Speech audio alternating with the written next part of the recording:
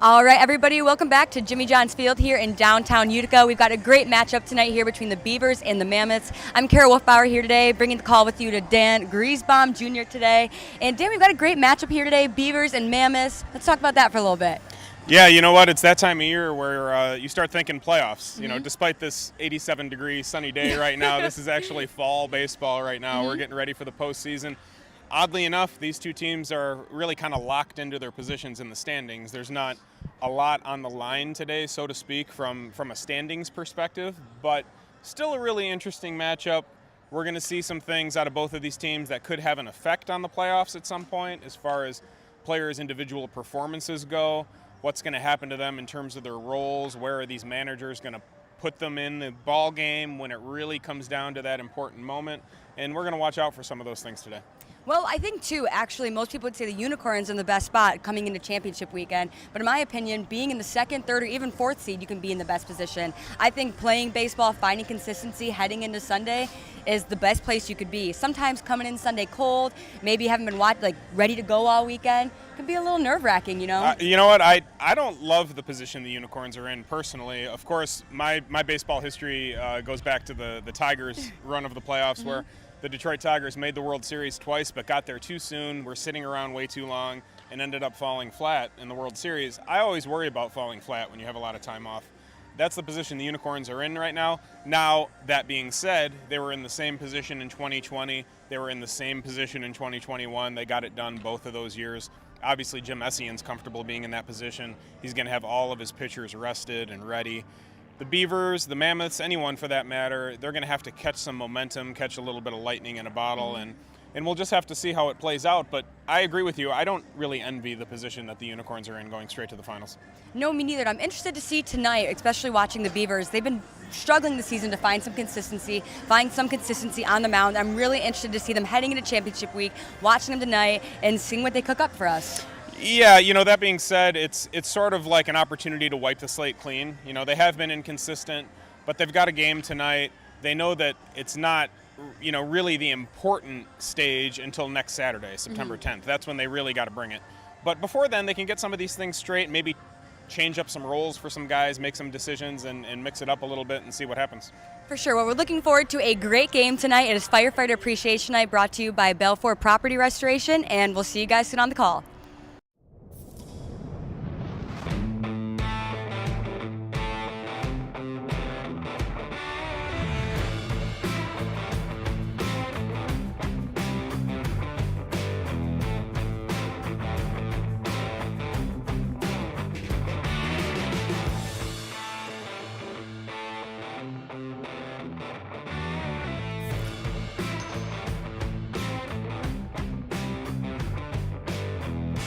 How do these business owners find the time for peace of mind? Because they rely on Tryon to handle difficult and time-consuming HR tasks like payroll, benefits administration, and more. Working with Tryon, one of the nation's top professional employer organizations, provides access to top-tier health care and employee benefit plans and its team of attorneys and HR experts. With Tryon, you don't have to grow it alone.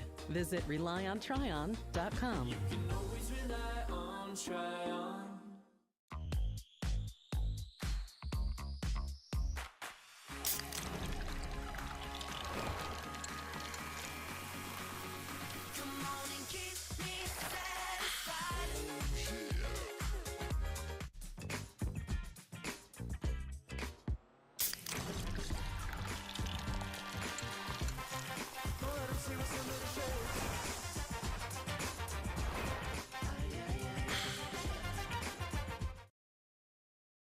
All right, everybody, welcome back to Jimmy John's Field. It's a beautiful day here in Utica, Michigan.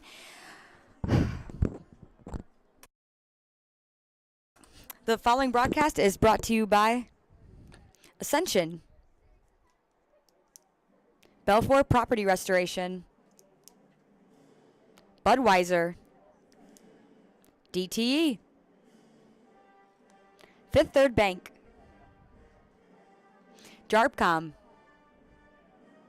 Jimmy John's, Macomb Community College, McLaren Macomb, McQuaid Heating and Cooling, Metro Detroit Chevy Dealers, Pepsi, Scott's, and United Wholesale Mortgage. Thank you so much to our sponsors tonight for bringing it out here. This is Kara Wolfbauer on tonight with the call with Dan Griesbaum Jr. And now we'll take a look at our starting lineups tonight.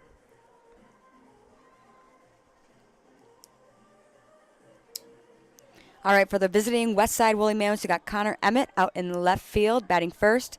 Nick Caruso back behind the plate again, coming off an injury recently, so it's good to see him back behind there. Elijah Brown at first base. Houston Parker at third base, batting cleanup. Tanner Thomas back out in center field. Greg Vaughn Jr. out in right. Wade Weinberger Jr. Mitch Morales at second base. Connor Bagneski at shortstop. And Jesse Galindo back on the mound for the Mammoths today. And now for our home Birmingham Bloomfield Beavers. We got Travius Ford out in left field. Luke Fenley at second base. Marcos Castillo out in center field. Dakota McFadden batting cleanup again. Eric Whitfield out in right. Felix Abaret back behind the plate. J.D. Stubbs at first base. Eric Ramirez at shortstop. And Cameron Collette at third base. And we got Jake Fiorito on the mound.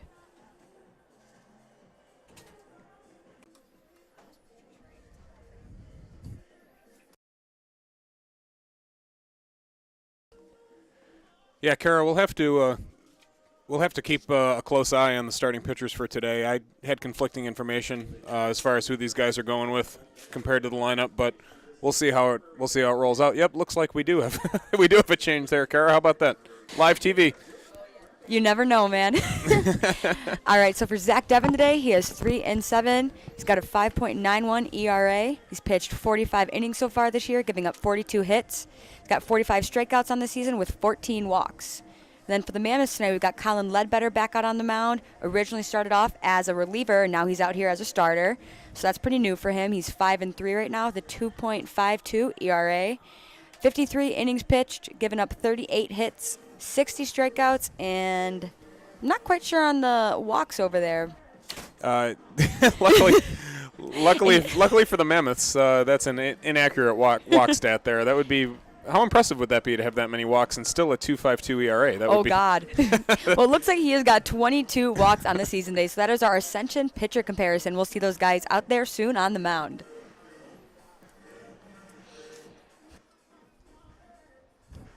All right, Jimmy John's Field, and we'll see you guys back here soon for a game at 7 o'clock.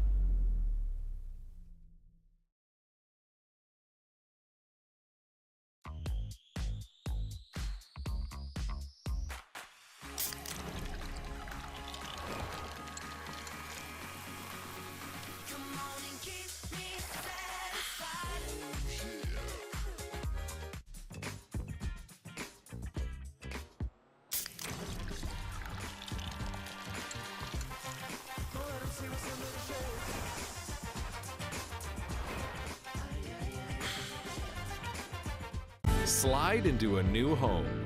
Work with a local mortgage pro who works for you. Get a cheaper, faster, easier home loan.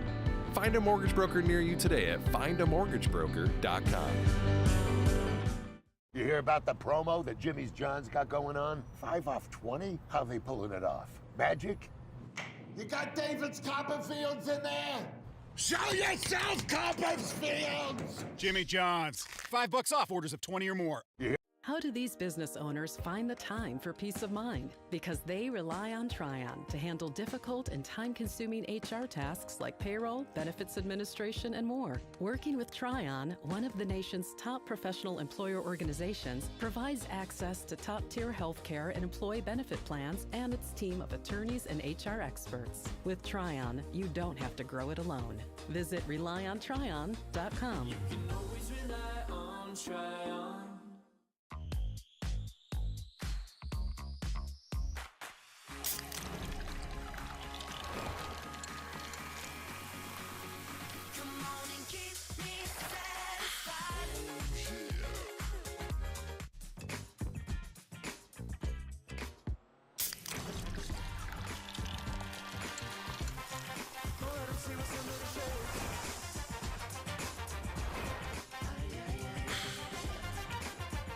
Slide into a new home. Work with a local mortgage pro who works for you. Get a cheaper, faster, easier home loan. Find a mortgage broker near you today at findamortgagebroker.com. Every summer, my family loves to have a neighborhood movie night in our backyard.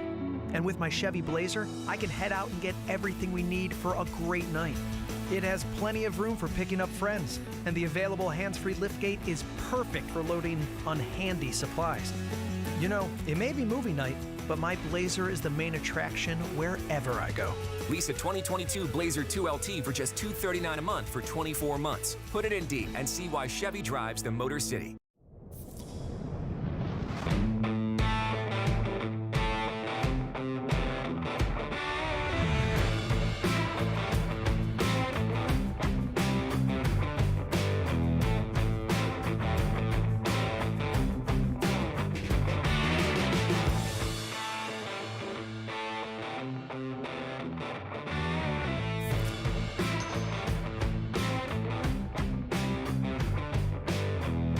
Hear about the promo that Jimmy's John's got going on? 5 off 20? How they pulling it off? Magic? You got David's Copperfields in there? Show yourself, Copperfields! Jimmy John's. $5 off orders of 20 or more. How do these business owners find the time for peace of mind? Because they rely on Tryon to handle difficult and time-consuming HR tasks like payroll, benefits administration, and more. Working with Tryon, one of the nation's top professional employer organizations, provides access to top-tier health care and employee benefit plans and its team of attorneys and HR experts. With Tryon, you don't have to grow it alone. Visit RelyOnTryon.com. You can always rely on Tryon.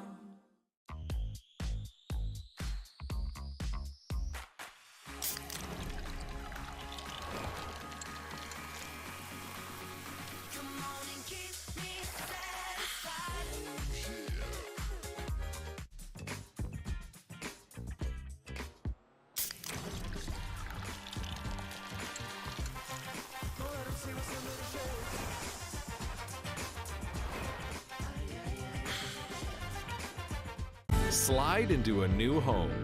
Work with a local mortgage pro who works for you. Get a cheaper, faster, easier home loan.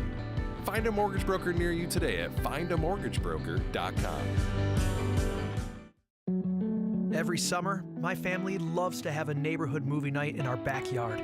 And with my Chevy Blazer, I can head out and get everything we need for a great night. It has plenty of room for picking up friends, and the available hands-free liftgate is perfect for loading unhandy supplies. You know, it may be movie night, but my Blazer is the main attraction wherever I go. Lease a 2022 Blazer 2LT for just $239 a month for 24 months. Put it in D and see why Chevy drives the Motor City.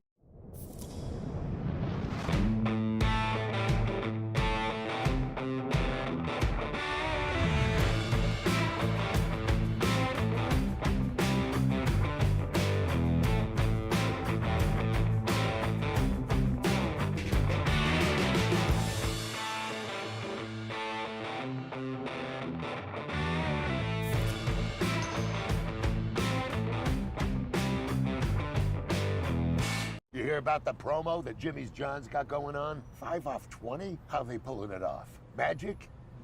You got David's Copperfields in there? Show yourself, Copperfield! Jimmy John's. $5 off orders of 20 or more. How do these business owners find the time for peace of mind? Because they rely on Tryon to handle difficult and time-consuming HR tasks like payroll, benefits administration, and more. Working with Tryon, one of the nation's top professional employer organizations, provides access to top-tier healthcare and employee benefit plans and its team of attorneys and HR experts. With Tryon, you don't have to grow it alone. Visit RelyOnTryon.com. You can always rely on Tryon.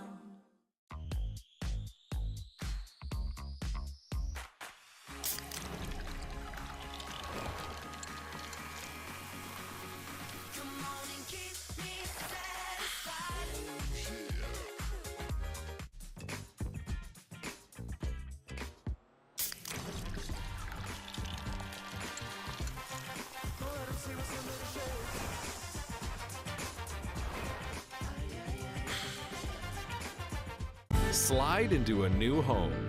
Work with a local mortgage pro who works for you. Get a cheaper, faster, easier home loan. Find a mortgage broker near you today at findamortgagebroker.com. And we're back. Game is about to be underway in a little while. So before we get back there, let's take a look at the Beavers' defensive lineup. All right, we got Travius Ford out in left field, Marcos Castillo out in center once again, Eric Whitfield out in right. We got Cameron Collette and J.D. Stubbs on the corners, Eric Ramirez and Luke Fenley playing up the middle, Zach Devon on the mound, and Felix Abaret once again behind the plate. This is Kara Wolfbauer here today, out here with Dan Griesbaum Jr. Dan, what's up? Oh, man, happy to be here. Fall baseball. Although it doesn't feel like fall yet, does it? No, it doesn't. I woke up this morning when I realized it was September 1st. I actually could not believe it. It's that time of year, though. We got high school football going. We've got some of the colleges opening up tonight. Of course, Kara can tell by my shoes that I'm excited about the CMU game tonight. I got my maroon and gold going today. It's one of the first things I noticed, actually, when I walked up. I just knew you had to have gone to Central Michigan when I saw your shoes. I give it away with my shoes.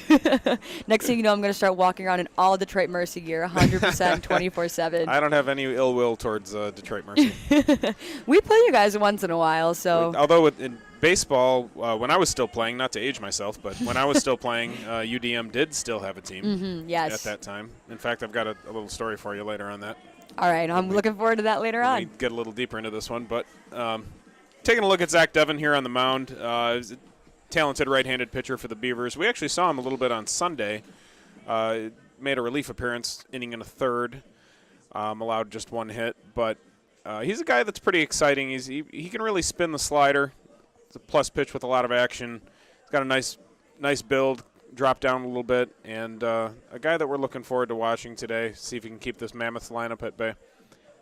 For sure, I'm excited too tonight just to watch the Beavers in general, see what they bring to the table. Like we talked about earlier in the pregame, it's all about consistency right now, or it's honestly been a battle for consistency so far for all the teams this season, especially the Beavers right now. As I talked about in the ballpark here before the game started, Beavers' magic number is 1 with regard to securing that 2 spot for the playoffs. As we know, that's important. It keeps you out of the Friday game next weekend, puts you right into the semifinal, which can be a nice advantage as far as lining up your pitching and just overall staying a little bit fresher and giving yourself a better chance to get to that championship game. Yeah, I think second seed, in my opinion, actually sits the best. You get to play right there on Saturday, warm up right before Sunday. It's just perfect, in my opinion. Enough to see some action, not coming in Sunday cold, but not too tired from Friday either. Of course, if you give a manager a choice, of course they want to go right to the finals, but I do certainly agree with you on the fact that it's very difficult to sit cold and then just come out in the championship game. For sure. All right, we got a first pitch here from Zach Devon at 7:04 p.m. today. Starting out 1-0. Connor Emmett up to bat, out in left field today. Devon brings about 50% fastballs between his 2-seam and his 4-seam, primarily with the 2-seamer at about 44% of his pitches. We're at 1-1 right now. Strike on the outside corner. As I said earlier, look for the slider out of Devon. It's really his out pitch. Really exciting spin. Average spin rate on that pitch of 2,300, which is well above league average for a breaking ball. Emmett fouls that one back to the left side. Got those interesting shadows this time of night. It can be difficult for a pitcher, ball coming out of the shadow like that. Oh, for sure. It can catch you by surprise. It can be kind of scary out there sometimes Ball like that. gets on you quick. Just the 1-2. Fouls it off close to our Chevrolet Pavilion out there. One landed on top of the old Cabana Suites. I was walking out of one of those the other day, and I swear to you, a ball smacked about one foot in front of me, I would say. If I was a foot quicker, I would have been down for the count. Ball outside. We're 2-2 now. Emmett's batting 163 on the season right now with 7 hits. I believe he was newer to the Mammoths, too, just about a month or so ago. Yep, out of Central Arkansas. It's interesting to always see the college players come up here and see what they can bring. Can give the team a little extra juice. We get some new talent in midway through the season. Ball high and outside, full count. As a college ball player, Emmett is a good, solid 300 hitter. Hit double-digit home runs, so he's got some pop in that left-handed bat. Mm-hmm. All right, we got a walk. Emmett trots down to first base. Let's see what Zach Devin can bring up next. Upcoming Nick Caruso now. Just coming off an injury recently. I know he played a couple games for the Unicorns behind the plate, but I don't think he's seen any action behind the plate for the Mammoths so far this season, since the injury, of course. Yeah, it was kind of strange seeing him in the Unicorns gear the other day. It was interesting. I saw him in the Unicorns gear, and I said, man, we can't talk till you take that off because you're usually a Mammoth. It's confusing me. Well, you're lucky you weren't around in 2020 because we during the COVID season we did a lot of back and forth with that. Wild pitch. Emmett advances to second. Pretty close to Caruso there, but he backed off. Devin's leaving his fastball up a little bit right now. Little overamped maybe to start the game. Mm-hmm. Sometimes you just got to try and get a few pitches in there. Bring yourself back down to earth, you know. You almost get too excited, too nervous. Need to calm those nerves out with a few pitches in the beginning. Might be a good time to try to throw a couple breaking balls in a row, see if I can settle him down a little bit. 2-0 right now. But he didn't. Came back with another 89-mile-an-hour fastball, and it's up again. He's really been missing in the same spot primarily. At least he's consistent. Well, it allows you to make an adjustment, yes. Potentially. He'll hang on to the ball a little bit longer, bend over, finish, make that adjustment. Go comes with the strike, 2-1. Yeah, two-seamer ran on the inside part of the plate there. Looks like he did take a little bit off that one, trying to settle himself in. And we got Caruso up to bat, actually out of Sterling Heights, Michigan, extremely close by. Most of these guys can come from pretty far down south sometimes. So yeah, I like to see the local guys here. It's exciting for the family in town, and they bring their family and friends to come watch these games. Makes for an exciting atmosphere. For sure. And now we're 2-2 here. Devin was able to recenter himself and come back up.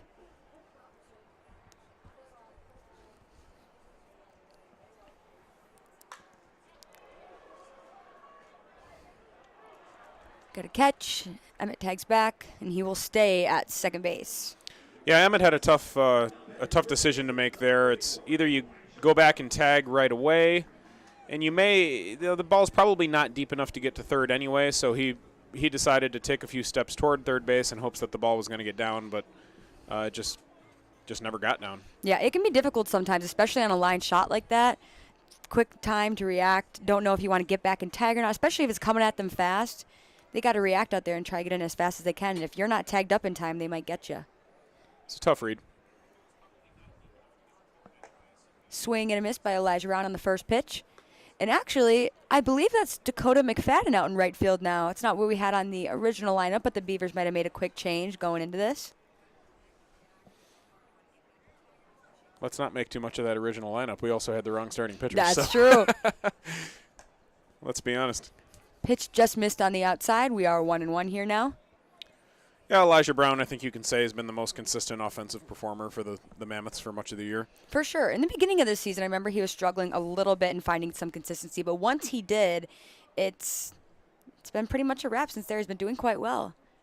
Betting 281 right now. It's all right. That's a swing and a miss. We're 1-2.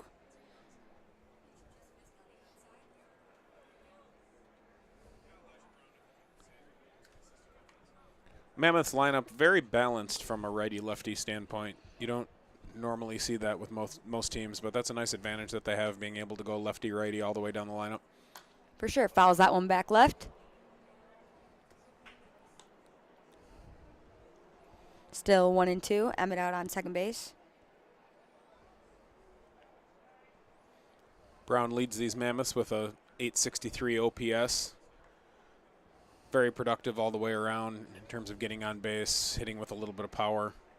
He's great once he's on base with 25 steals on the season right now, leading the USPBL in most steals in the season. Yep. Grounds out to right, and that will move Emmett over there to third. Just a base hit will score him now. We got 2 down.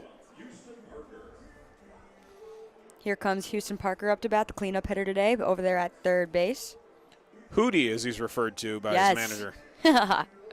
I like that. That's different. Yeah. You don't hear that too often. First time I heard Taylor Jellikowski say Hootie, I didn't know if it was just a takeoff on the name Houston or if it had something to do with the blowfish. But I think it's just a name. Yeah. Wonder how it came about. That's interesting. I'll have to ask him about that sometime. Pretty sure it's just related to the easier way to say Houston, but Hootie. Yeah. I just don't see that coming about easily. Right. Well, he's a good guy to have up with a man in scoring position. He leads the Mammoths in RBIs with 22. Yes, another consistent hitter on the plate. We're 1-0 right now. And the pitch. All right, now we are 1-1. See, that's the kind of pitch I'd want to hop on right there, I think. I know I would, in the situation we're in right now, I mean, 2 outs, I usually just want to get a bat on the ball and get it out to outfield with a little bit of a base hit. I'd try and get my hands out a little more, get it to the right side, I think. I think on the 1-0 count, being up in the count, he was probably looking for a certain pitch, and didn't get it. He might have been sitting fastball more so, and when he saw something slower, he just decided to lay off just because he wasn't expecting it.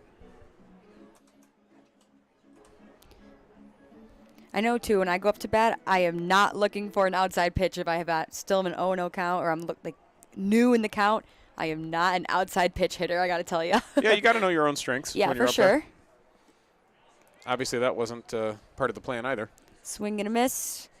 And the Beavers will retire the inning. That's it for the Mammoths in the first inning. They get a runner to third, can't push him across. We played a half of an inning. It's something with the Beavers coming back.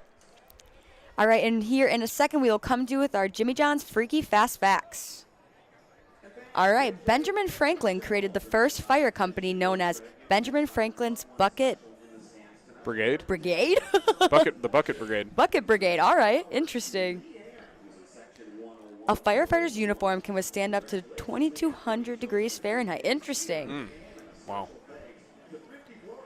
It takes a firefighter only 2 minutes to get dressed for duty. I'm pretty sure they have a time they have to beat to be able to go out there. It's like a test in the beginning. Good thing my wife's not a firefighter. Nice. Good thing I'm not a firefighter. And those are your Jimmy John's Freaky Fast Facts today.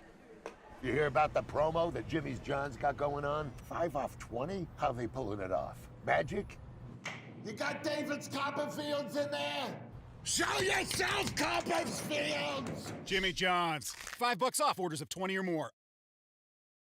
And we're back with the Mammoths in the field. Let's take a look at their three-dimensional defensive lineup today.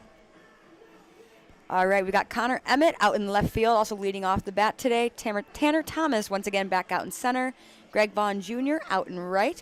Elijah Brown and Houston Parker, or Hootie, right. on the corners over there. Connor Bagneski at shortstop. Mitch Morales at second. Got Nick Caruso once again behind the plate, and Colin Ledbetter back out on the bump today.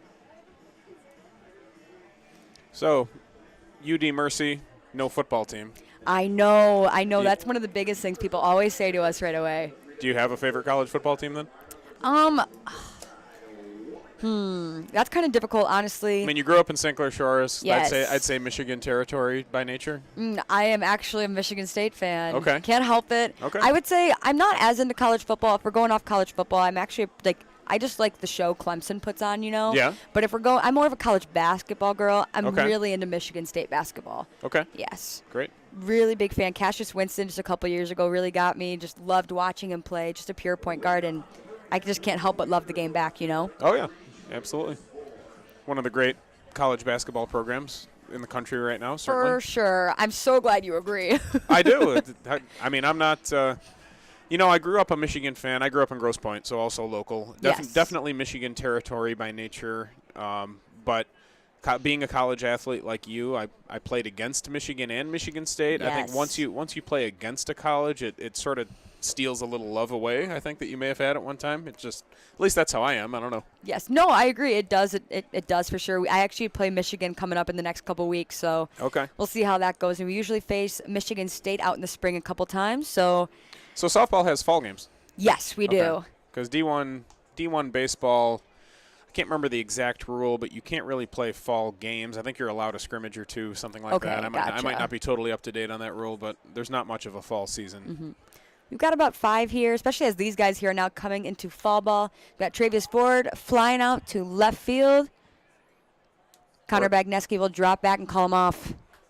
We got one down. It's a pretty long way for the shortstop to go right there. That would have been an easier play for the left fielder, I would think. But, once he's on it, he's on it. For sure. As a coach, usually I would say that left field should try and call that off. Emmett out there, but looked like Bagneski had a really good hop on that one. So He had a beat on it. The shortstop's the captain of the defense, so I think they just let him go. makes sense, totally. Now we got Luke Fenley up to bat. Playing at second base today. He's player game a couple, like last week sometimes. Let's see what he can bring on the table today. Line out to center. Tanner Thomas will come in for that one. We got 2 down. Well, Kerry, you referenced last half inning looking for something early in the count. Certainly looks like he did it there, and he didn't miss it. He stung that ball pretty good, but just happened to hit it right at somebody. That hurts sometimes, especially when you're out there and I've had it happen so many times. It just takes a little piece of your heart when you know that it's a great hit and you got your hands out there, you did everything right, but you just hit it right to him, and you expect them to make that good play. In all reality, it evens out over the course of time. You get some numbers and some Texas leaguers that fall in. Yes. All right, Mitch Morales fields the ground ball, throws it to first, and the Mammoths will retire the inning. Early swing in that inning. That's good for your pitch count. Yeah, that was a fast inning here for the Mammoths, and we'll see you guys back for the second inning in a minute. I'm all in with HR and Organizational Development Council. I'm all in with Marketing and Business Development Council. I'm all in with Operations and Member Experience Council. I'm all in with CEO Council. I'm all in with Lending Council. I'm all in with CFO Council. I'm all in with Technology Council. Our credit union is all in with CUNA Councils. They call me Prospects. Since the day I was born as a diver's watch, the challengers of the world have taught me many things. Life is not a numbers game. It's about challenging ourselves. No matter what happens, just follow your heart. These pioneers drive our generation forward. Not by setting records, but by never giving up. Keep going forward. Prospects. Available at Lucido Fine Jewelry.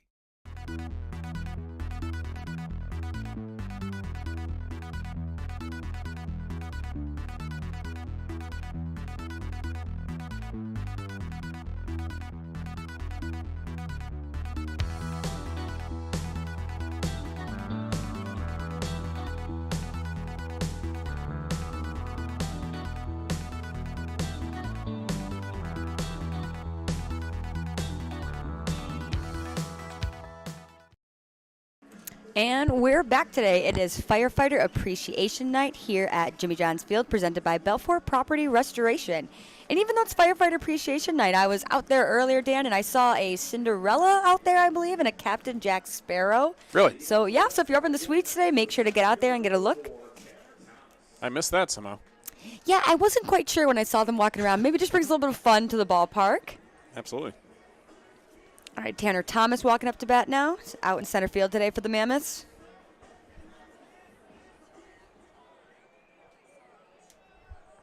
Tanner Thomas, that's a tough one to say 10 times fast. Right. It's really smooth, though. It really is a nice name to say, though. It's really easy to say on the broadcast. Right. It's one of those names that ends up being, like, if they're famous, It's a you just flashy say, name, wow, yeah. Tanner Thomas. that's your real name? Yeah, Really? Right.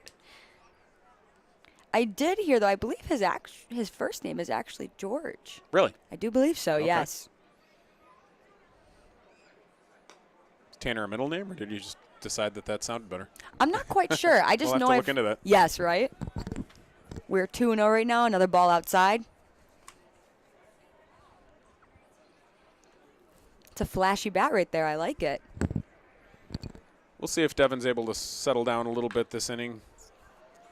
Luke Fenley makes play, throws it to first. Ooh. Oh, and he stayed on the bag. That is the first out. A little bit of an adventure. Yes, looks a little close there.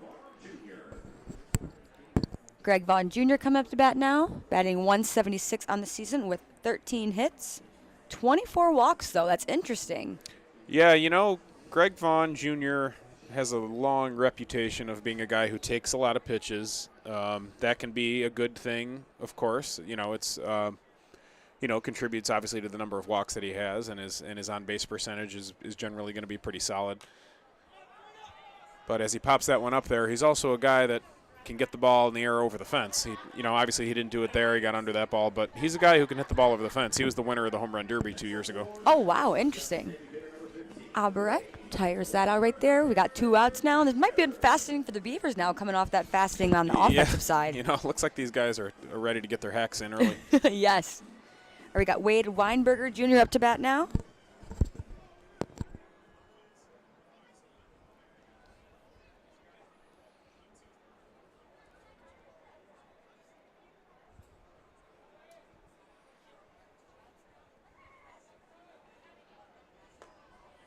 Ball low and inside. Looks like Devon's doing a better job keeping his ball down in this inning. Seems like it. Yes, he definitely was getting away from him early on.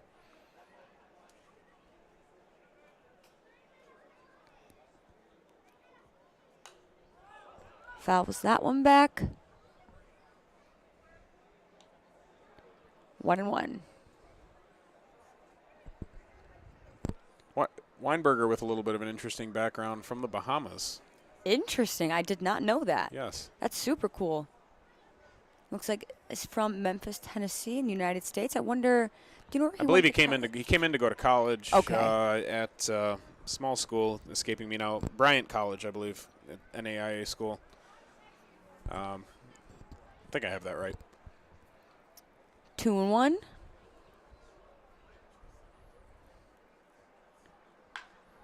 Stung that one. Hard ground ball to first base, and J.D. Stubbs will retire the inning. The Beavers now looking to catch up on the offensive side. We'll see you guys back. There are things you can rely on in this world, like your dog being happy to see you, coffee getting you through the day, and the government changing business regulations. And when it comes to navigating those regulations, you can rely on Tryon and its team of attorneys. Tryon can also tackle time-consuming HR tasks like payroll and employee benefits, so you can stay focused on growing your business. With Tryon, you don't have to grow it alone. Visit RelyOnTryon.com. You can always rely on Tryon. Check your checking. If your account doesn't get you pumped, amped, or geeked, make the switch to Genius Checking from Genesis Credit Union. It's just genius. Slide into a new home. Work with a local mortgage pro who works for you. Get a cheaper, faster, easier home loan. Find a mortgage broker near you today at findamortgagebroker.com. And we're back. If you're just joining us now, once again, it is Firefighter Appreciation Night. So if you're one of our first responders out there, we thank you so much for your service today. I am here once again. This is Carol Wolfauer with Dan Griesbaum. We're out here giving you the call tonight. Kara, I got bad news. Oh, gosh, let's hear it. My CMU Chippewas are already down 7-0. Oh, I'm sorry. Am I really that sorry, though? It's only bad news for me, not for you. I was going to say, I'm not too hurt by it, but I can pretend like I am if it makes you feel better. We're facing a good team tonight. Yes. Oklahoma State Cowboys. We did win the last time we visited there, though. That was okay. Quite an upset, but CMU's got its share of upsets throughout its history. Well, I'm interested, though, Dan. When you played at Central, I would love to hear, was there a certain pitch you looked for when you went up to bat? You know what? It depended on the situation. Okay. I think like anyone, if you know what's coming, you have a huge advantage. I think, certain pitchers will fall into a pattern, and if you watch a game close enough, guys can fall into a pattern where they're starting guys out with a fastball maybe. If you know you're going to get that, you might want to try to jump on that right away. And And if you don't get it, just lay off. No, that makes sense. Dakota McFadden fouls it off to the right. Oh. Ooh. Right into the net. I hope he didn't hurt himself there. It looks It was like a good try there. I thought he got the soft part of the net, but it looks like it stung him a little bit. I hope he's okay. Yeah. Hopefully just knocked the wind out of him a little bit. Yeah, he might have been more hitting his stomach or his chest on the cement there that stung him a little as opposed to his face or his head. Well, he gets back up, so hopefully he's doing okay now.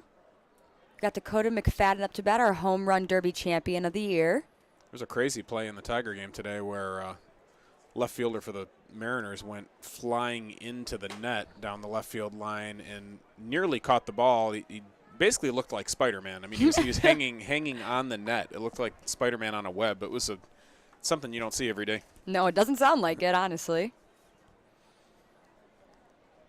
All right, here's the 0-1. So you can see Shane McCaddy over his left shoulder there in that shot. Of course, the guy who's in charge of running this league from a baseball talent perspective. Last pitch there almost nicks McFadden, but gets out of the way, so now we are 1-1.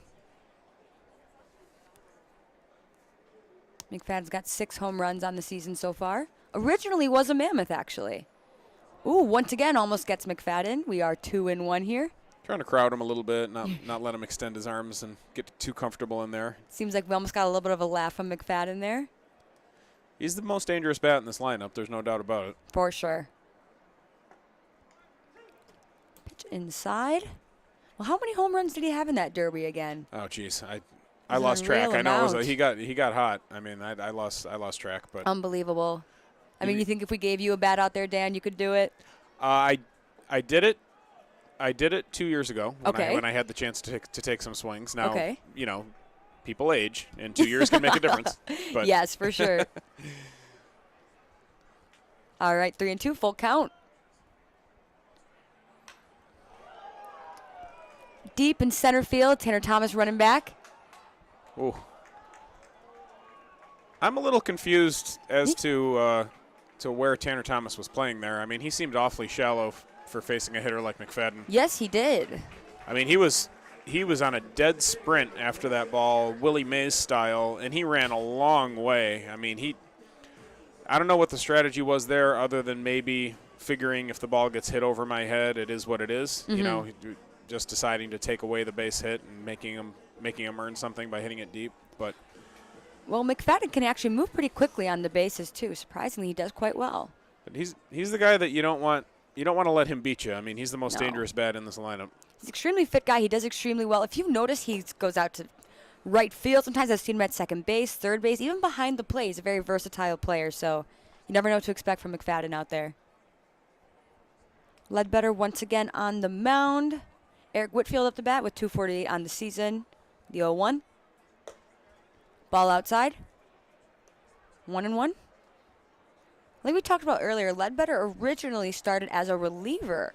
But I think he's doing quite well as a starter. I would say he's one of the better starters right now in the USPBL. Yeah, I think his first start was sort of a out of necessity type thing. They needed an extra starter for that game and decided to just give him a shot out there, and he did a nice job in the role and decided to just run with it. I think, you know, this is a developmental league, and, you know, I think there's a thought that maybe he could be more marketable to the MLB clubs as a starter as opposed to being a closer or any kind of a reliever. Yes, makes sense. And he retires Whitfield there. Abaret coming up the bat. Catching today behind the plate. Abaret has a .289 average on the season with 28 hits so far and 13 walks. He's got a nice pop in his bat. You know, he's a guy that's had some success here over the last couple of years. It's his second year here, correct? It is. Yeah, it was I want to say a hopper last year. Okay. It's interesting when they come off a different team from the year before. It's got to be hard. Yeah, it's not a traditional thing, but except in this league. You know, this is a developmental league where there's a lot of collaboration among the 4 teams.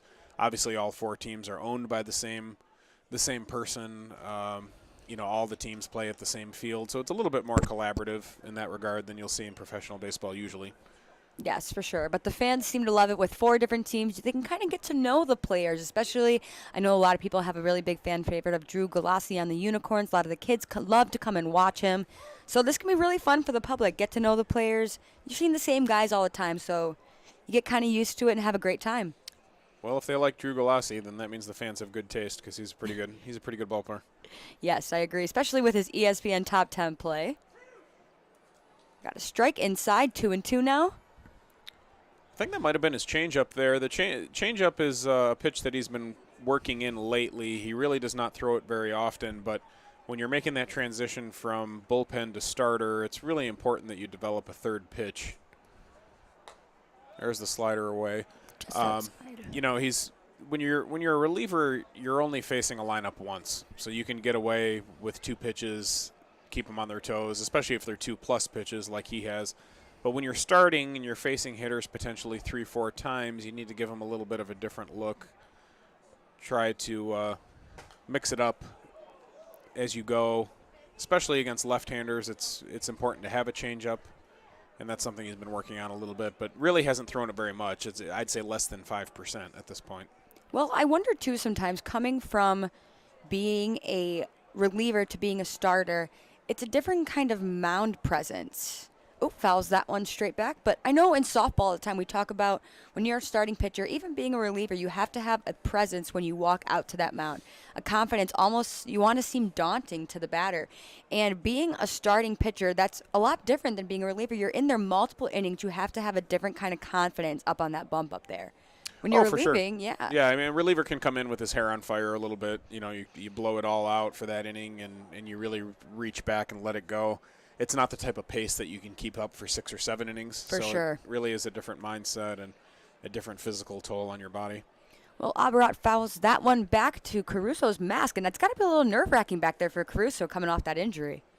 Yeah, well, any catcher, anyone who's been doing it for a while, I don't think they worry too much about the potential danger back there. It's just it comes with the territory. You get comfortable with it. You get used to it, and you just hope for the best. Well, he plays well back there, so I'm excited to see him back. Abarat fouls that one back again. Working our pitchers out there. That can be really frustrating as a pitcher when you keep fouling it off, but I know, especially me as a batter, I can't help it. For some reason, I end up fouling off a lot of pitches. It's just the way I am. Got to be a tough out. It's a nice battle. 3-2, full count once again. Left it up. He walks him. Abarat takes a trot down to first base. Coming up with J.D. Stubbs now. Went with the breaking ball there with the full count. Not a bad idea. Obviously, he didn't execute the location that he wanted, but he had an open base there anyway. Nothing really hurt by walking him, so to speak. And I think the thought probably Abarat a little bit more of a dangerous hitter overall than Stubbs. So decided to challenge him with the breaking ball. He just didn't throw it where he wanted to. Yes, and now they will have a force out on first, second, or third. So that could be a little bit of benefit to the Mammoths now. Leaves that hanging high. Touched 90 with that fastball. I could be mistaken, but I think that might have been the first time he touched 90 today. Okay. Let's see what he keeps bringing. Fouls that one up the right side. 1-1. It's always interesting to see the plan between pitcher and catcher. Started with the fastball up there, then he went with the breaking ball down and in. We got an even count here. It's really sort of up for grabs. What is he going to want to do here? My guess is that he might back-to-back another breaking ball here, but we'll see. I often wonder, too, especially with the new people coming in and out of this league all the time, I think it's really important to have some sort of pitcher-catcher dynamic going on to really flow. Oh, for sure. Got a pass ball. Dakota advances to third base and Abarat to second. That's a really big pass ball. You Yes. had the force out, like you mentioned before, and now you've got second and third, 2 guys in scoring position. A lot of things change here. You could decide to play the infield in to cut the runner down at home. They're probably not going to do that this early in the game. Looks like they're not. They're playing back in the middle. They're going to concede the run if the ball is hit on the ground. Thomas looks quite shallow again, like we talked about before. Yep. 2-2 now on Stubbs.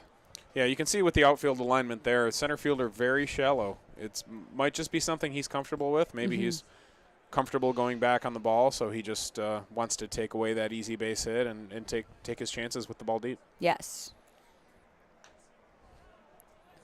Chops that one back. 2-2. We haven't talked a ton about Ledbetter yet as far as his arsenal, but pretty solid mix between his sinker and his slider.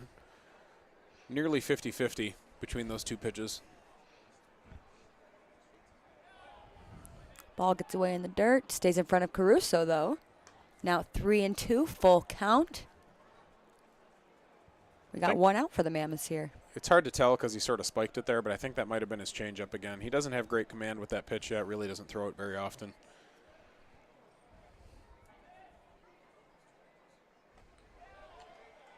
And he walks him. Stubb takes the walk down to first.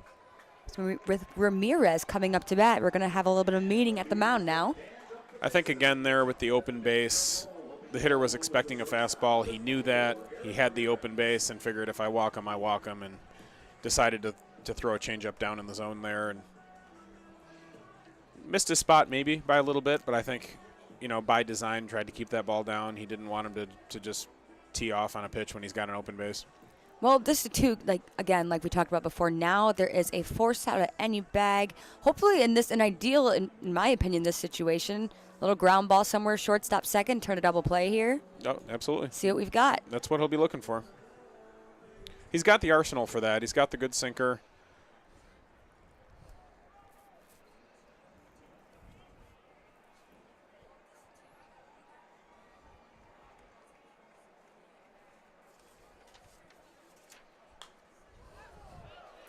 Follows that back. He tried to go to it right there, but again, left it up in the zone. 0-1. Bases loaded up for the Beavers here. One down. See what Ledbetter can bring.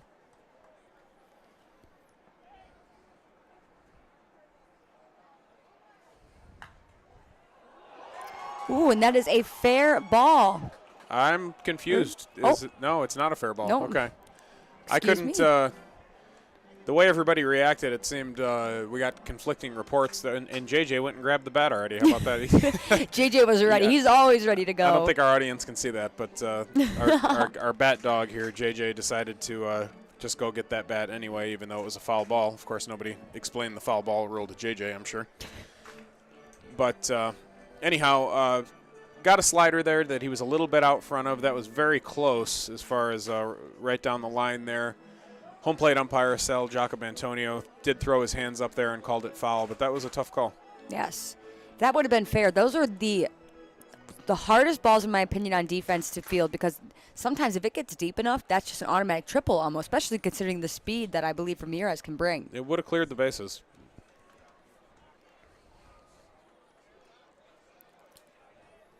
Here's the 0-2.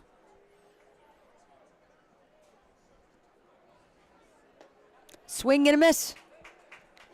Great spot. Now got two down. Threw that ball in a great spot.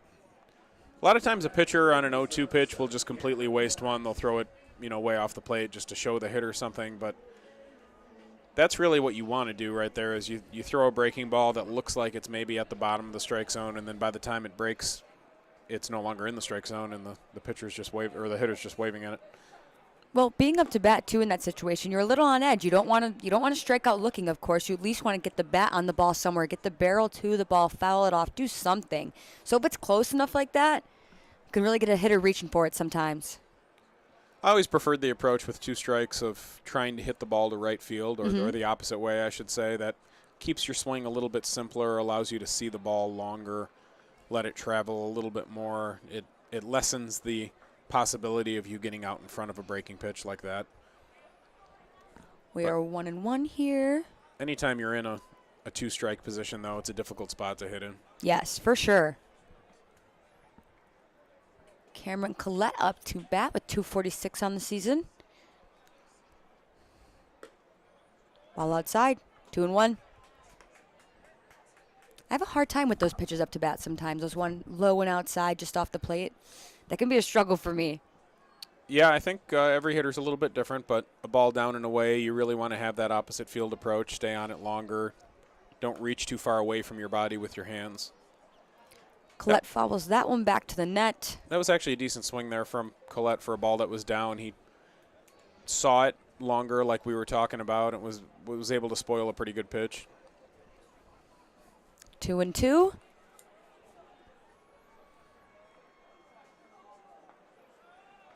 Caruso keeps that one in front. We are 3-2 full count now. Runners will be stealing on this pitch. We've got 3-2, 2 outs, so they'll be running on the pitch. Any base hit's going to score 2 runs. Any ball in the gap's going to score 3. We'll see if Ledbetter has the guts, so to speak, to throw a breaking ball here, or if he's going to come right after him. I think he'll throw a fastball, but we'll see. The 3-2. Oh, swing and a miss. He had the guts, folks. There we go. He had the guts. He threw the slider. Terrific pitch. Ledbetter retires the inning. We'll see you guys back here at Jimmy John's Field in a second. Every summer, my family loves to have a neighborhood movie night in our backyard. And with my Chevy Blazer, I can head out and get everything we need for a great night. It has plenty of room for picking up friends, and the available hands-free liftgate is perfect for loading unhandy supplies. You know, it may be movie night, but my Blazer is the main attraction wherever I go. Lease a 2022 Blazer 2LT for just $239 a month for 24 months. Put it in D and see why Chevy drives the Motor City.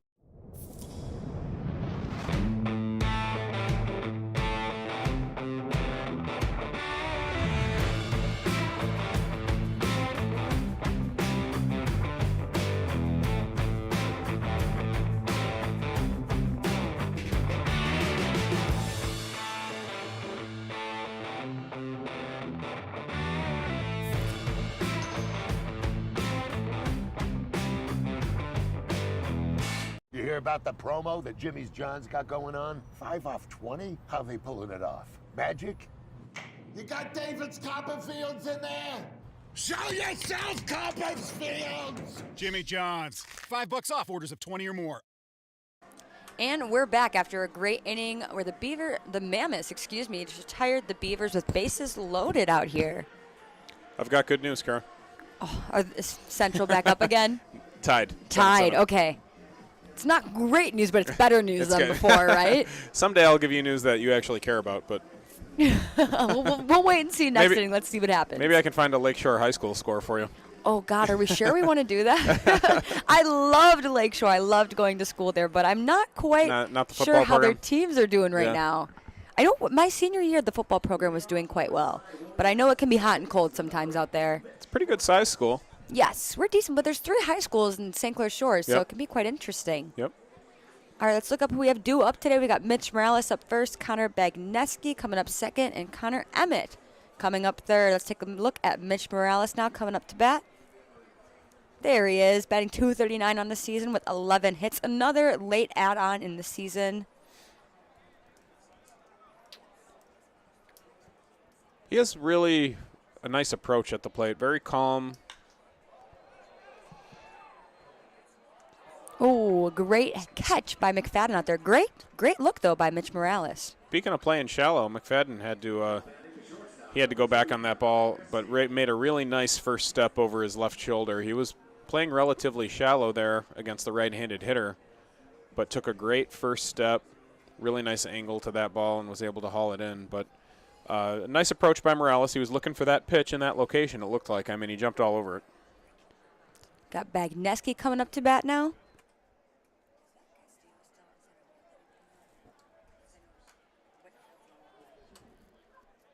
Bagneski follows that one back. Bagneski 167 on the season. I know he played here last year. Do you know what team he played for last year, Dan? Oh, man. Now you're testing me. I can't. Oh, I'm so sorry.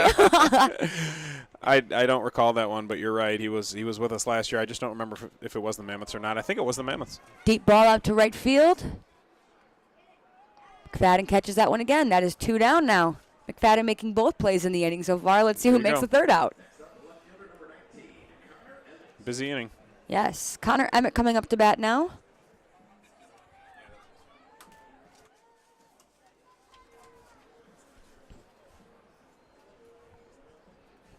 Connor Emmett started off the day with a walk.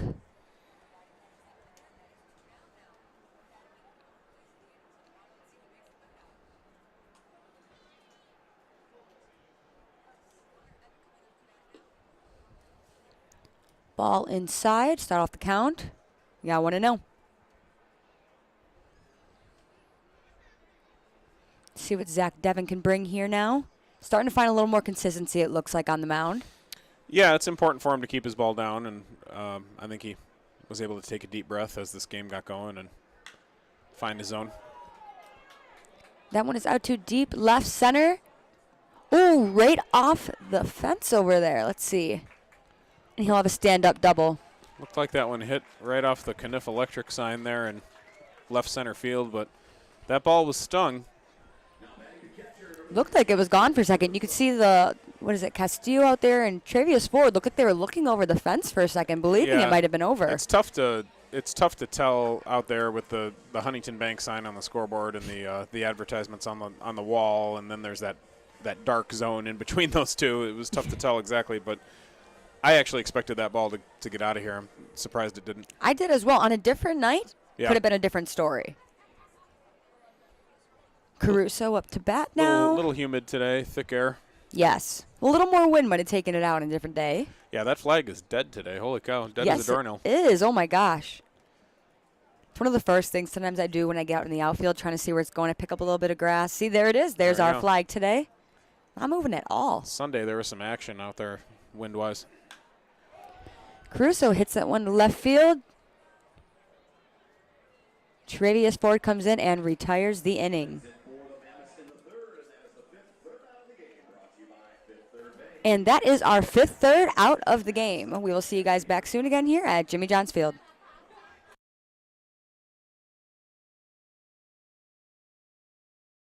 How do these business owners find the time for peace of mind? Because they rely on Tryon to handle difficult and time-consuming HR tasks like payroll, benefits administration, and more. Working with Tryon, one of the nation's top professional employer organizations, provides access to top-tier health care and employee benefit plans and its team of attorneys and HR experts. With Tryon, you don't have to grow it alone.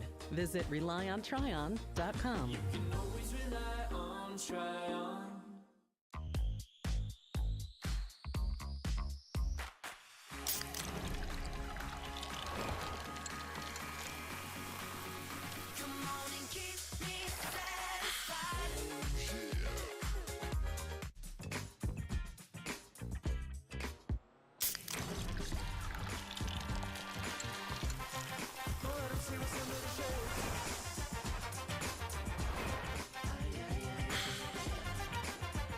Slide into a new home. Work with a local mortgage pro who works for you. Get a cheaper, faster, easier home loan. Find a mortgage broker near you today at findamortgagebroker.com. And we are back today. In case you are just joining us, it is Carol Wolfbauer and Dan Griesbaum Jr. once again. We just had our DTE kid versus the mascot race. Unfortunately, Buzz, our beaver, did lose again today. That wasn't much of an effort, to be honest with you. Buzz, no, it wasn't. Buzz was not getting around the bases very well. Hopefully that's not a foreshadowing for the Beavers tonight, I'm hoping. The Beavers, as a team, giving much better effort than Buzz so far, as far as I can tell. Seems to be. Were you here the night when Ribby, the Diamond Hopper mascot, when he tripped around second base and fell? Yes, I was here. I was working a camera that night, actually. It was quite interesting. I moved that camera so fast. We've had some interesting incidents, I can't lie.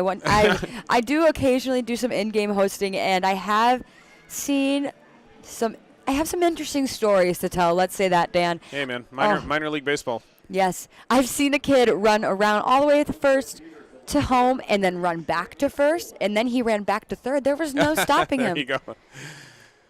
Thank you to everyone watching along on YouTube. Our friend Dave Page popped in, said Connor played with the Beavers last year, to answer our question. Thank you, Dave. So appreciate that one. We got Rosalind Bishop on, screaming "Let's go Beavers" all the way from Greenville, North Carolina. Travius Ford's aunt.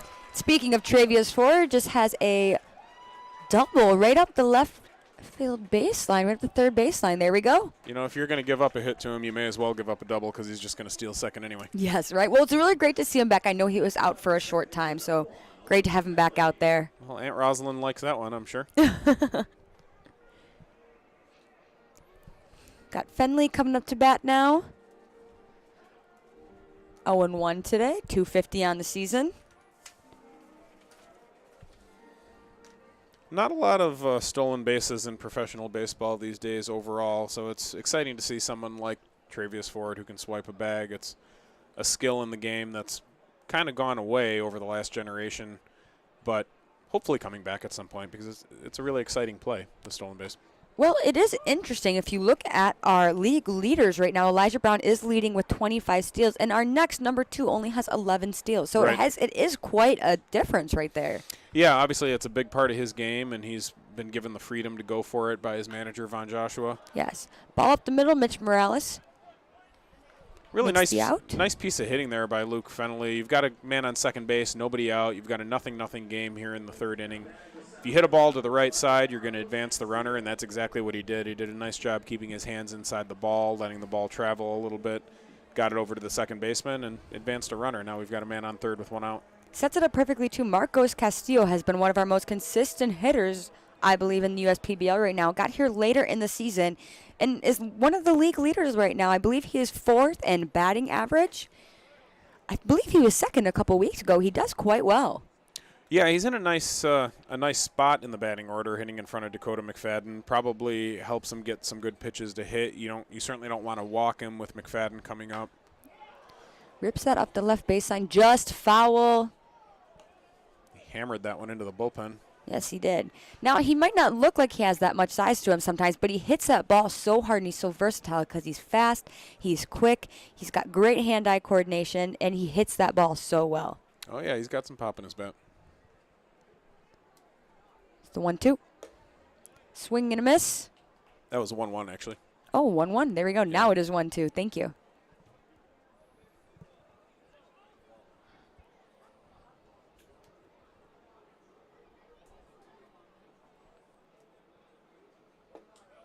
Inside. Got the middle up, like 2 middle infielders right now playing in.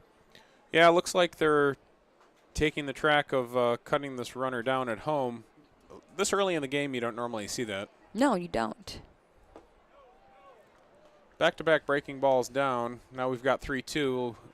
As I mentioned earlier in the at-bat, you really don't want to walk him with McFadden coming up. I would expect him to get a good pitch to hit here. Let's see. That's a dangerous combination right there. Castillo and then McFadden up to bat. Oh, yep. Right underneath the glove of Hootie at third base. Score a run. Travius Ford comes home. Yeah, Marcus did a nice job getting the head of his bat out on that. He got the fastball up in the zone and decided to hammer it. Dakota McFadden now coming up to bat. Playing out in right field today. Dakota McFadden really gets fired up out there. Yeah, he's got some flair. Yes, he does. It's one of our Savannah Banana guys. If you notice, a lot of them have some flair to them. That's right. Good point. That's certainly part of the gig there. It's part of their game, and I actually really appreciate that, bringing some more fun back to baseball because I think people have lost that over time. Yeah, it's obviously there's every generation's a little bit different, but the current times we're living in, I think it's a good thing for the game if you can show a little bit of personality on the field. I agree. I think it also brings some people who are not usually typically into sports, bringing some more attention to the game from outside perspective as well, which I think can be important. Some people aren't really the biggest baseball fans, but it's bringing some people out there, bringing their kids out there. Yep. It's bringing a little bit of love back to some of the game, Now it helps when you can back it up. I mean, Dakota McFadden's one of the best hitters in this league, so. Yes. Castillo will advance to second.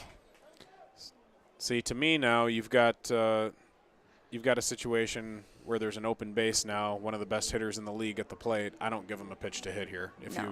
If you want to throw him a few breaking balls down here, try to get him to chase, that's one thing, but I do not give in here with the open base and him at the plate. Here's the 1-2. See what Ledbetter brings. Swing and a miss. That's a surprise to me. I didn't think, the breaking ball is not a surprise, but the fact that it was elevated, I think he got away with one there. Yes, left it hanging a little bit. Yeah, Dakota would like that one back. See Whitfield coming up to bat today. I do believe he is our DH. McFadden is out in right now. I know it was switched originally. Yes, I believe that's right. Whitfield up to bat. I actually had the opportunity to meet one of Whitfield's host brother the other day. Out playing wiffle ball here. And Greg Vaughn Jr. will make the out in right field, and the Mammoths will retire the inning. We'll see you back here in a second. Why are all these business owners smiling?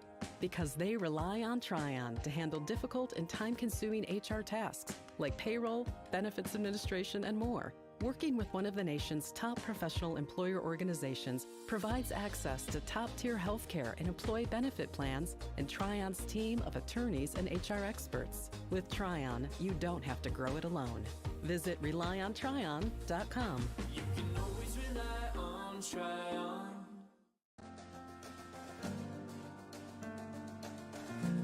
We joined Green Path and instantly felt a support around us. They developed a plan on paper, and this is how we're going to do it. The plan that they gave me was something that was sustainable. It was something I could do. It was actually lowering my payments monthly by hundreds of dollars. Choosing Green Path is a no-brainer.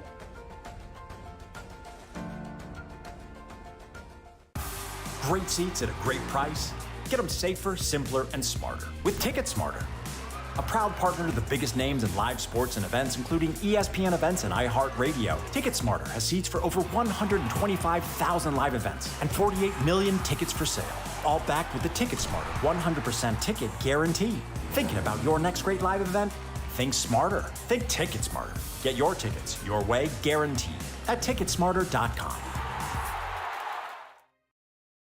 And we are back here once again on Thursday for Firefighter Appreciation Night. And tomorrow is the Friday night fireworks spectacular. We get a lot of fans out here for that typically.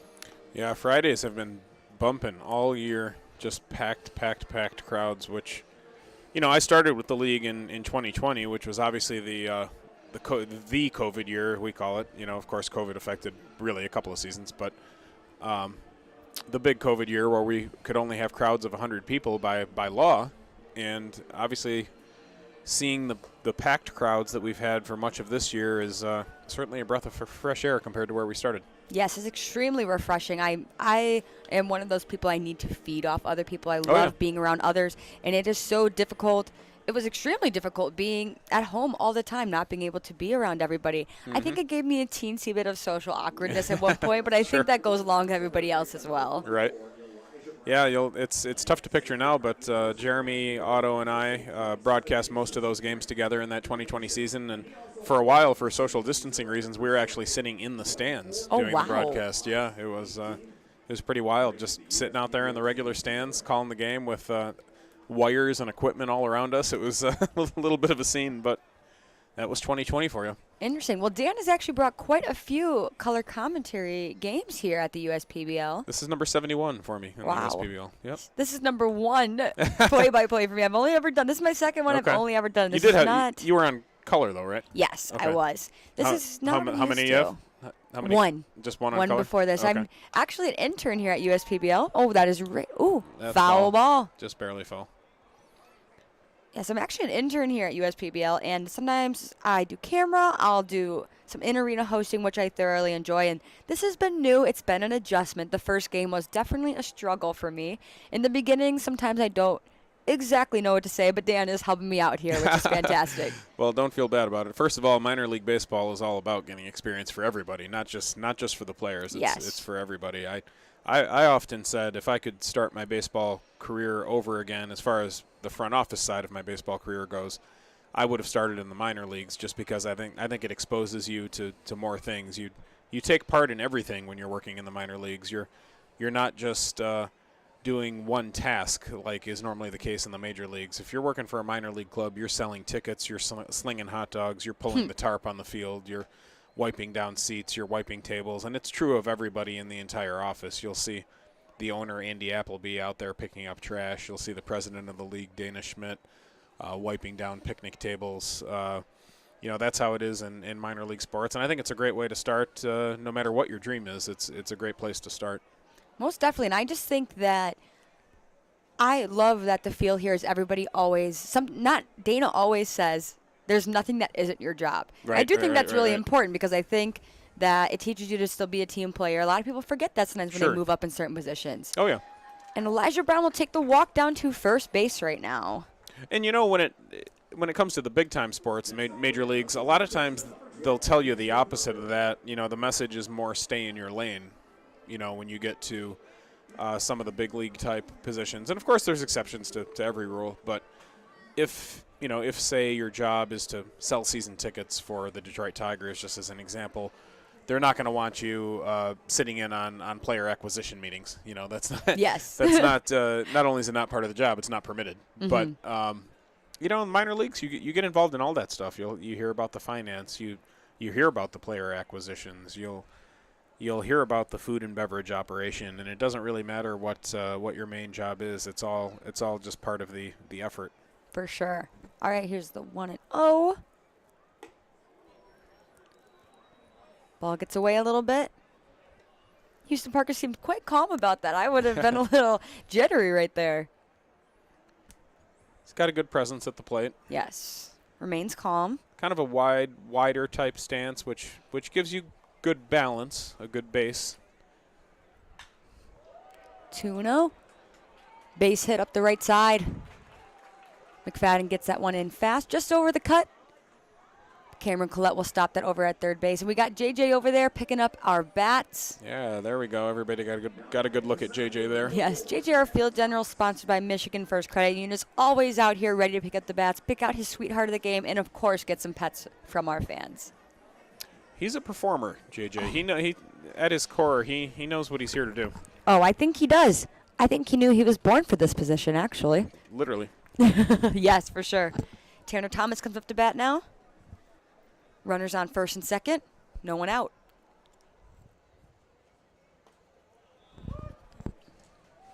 Strike one.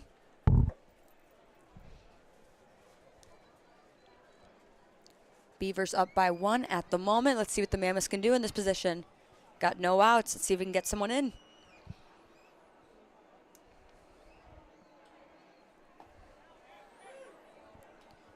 Strike 2. Got an 0-2 count here now on Thomas. Zach Devon getting ahead early. Oh, we got a cute picture. Some of the fans getting ready out there. Hopefully we'll see that one on Facebook later. Oh, yeah. Swing and a miss. He will retire Thomas. Not a great at-bat there from Tanner. It's first, second, nobody out. You really want to put a ball in play somewhere.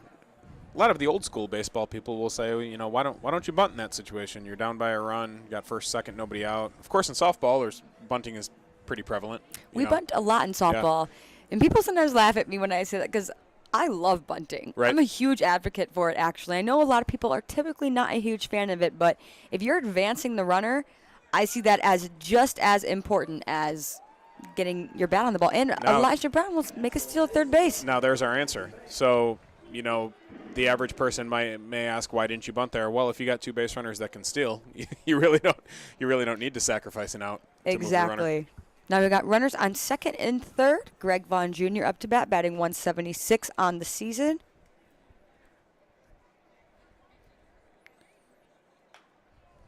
Fouls that off the first base side.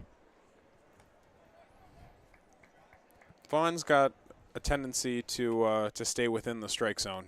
He's not the kind of guy that when he has two strikes on him, he chases balls that are out of the zone, at least not traditionally. Hopefully I didn't jinx him there. Didn't jinx him there by saying that, I hope. But, we'll see. He's not the kind of guy that you're going to be able to throw a breaking ball away and just get him to chase. And that was right down the middle. If anything, if you're going to get Greg Vaughn with something, it's because he's taking a pitch that he should be swinging at. And that's a good example of it right there. That's his downfall, I would say. It's not that he's going to chase something out of the zone. It's that he's going to be standing there with the bat on his shoulder when he really should have taken a rip at it. Almost too selective sometimes, which can be difficult. I've gone through phases in softball of sometimes being too reserved and too selective, to being too aggressive and not knowing when to hold back sometimes. But all I know is my coach always says you never want to get rung up at the plate. I never want to leave the decision in the umpire's hands. Well, that's to the nth degree when you've got second and third and one out. That's a situation where one of your better hitters like Greg Vaughn, he's really got to put the ball in play there. See what Wade Weinberger Jr. can do now. Ball gets away from Zach Devin. 2-0. Of course, I'm old enough to remember Greg Vaughn Sr. You're probably not. I have heard of him before. I've heard of him, but I do not. He had some thump. He was a 30-plus home run guy in the major leagues. Brewers, I believe, if I'm remembering correctly. 2-0. Swing and a miss from Wade Weinberger Jr. We got the 2-1. Good, healthy cut. We got 2 outs here. Let's hope the Mammoths can get these guys moving for a 1-1 game, hopefully. Keep it interesting here. This will be a squandered opportunity if they're not able to tie up the game here, especially with the hitters that they had coming up to the plate. Yes, at least just getting the bat on the ball, making the defense make a decision. If you continually, that's what can be difficult. My coach often says at school is when you have a strikeout, there's nothing else you can do. You have to go sit down, obviously. But if you at least get the ball in play, they have to field it. Put the pressure. They have to throw it. Yeah, put the pressure on the defense. Yes, there's just so much more there that has to happen. Well, there's only 3 outcomes like that in baseball: the strikeout, the walk, and the home run. Mm-hmm. You know, where the defense doesn't have to make a play, and especially second and third, less than 2 outs, you have to at least put that pressure on the defense. Look at another backwards K right there. Great inning there for Zach Devin, getting the Beavers out of that one. The Mammoths will leave 2 hanging on base. We'll see you back here in a second. You dreamed of starting a company, not an HR department, but your business has grown fast, and so have the complexities of payroll and taxes, benefits administration, and other HR functions. That's why your business needs a professional employer organization like Tryon Solutions. Tryon provides businesses of all sizes access to top-tier healthcare and employee benefit plans. With Tryon, you don't have to grow it alone. Visit RelyOnTryon.com. You can always rely on Tryon.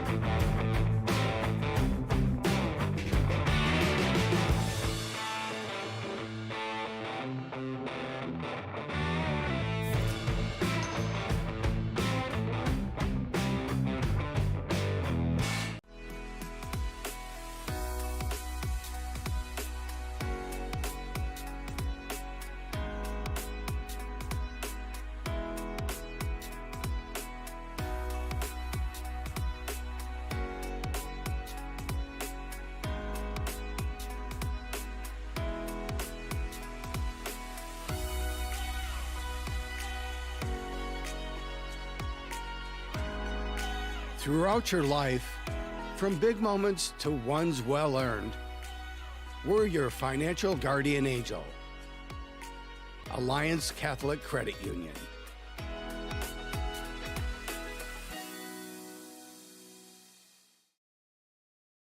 And we are back here at Jimmy John's Field in downtown Utica, Michigan, with the Beavers about to come up to bat and the Mammoths out in the field, who just recently left 2 on base. So let's see what the Mammoths can do here now on defense. Yeah, this could that half inning could really turn this game. Obviously, the Beavers already have a 1-run lead, but the Mammoths had a golden opportunity to push a couple across. Frankly, it speaks to how a lot of their season has gone. You know, they just haven't had the offensive production. They haven't had the clutch hitting. With men in scoring position, they haven't hit with much power.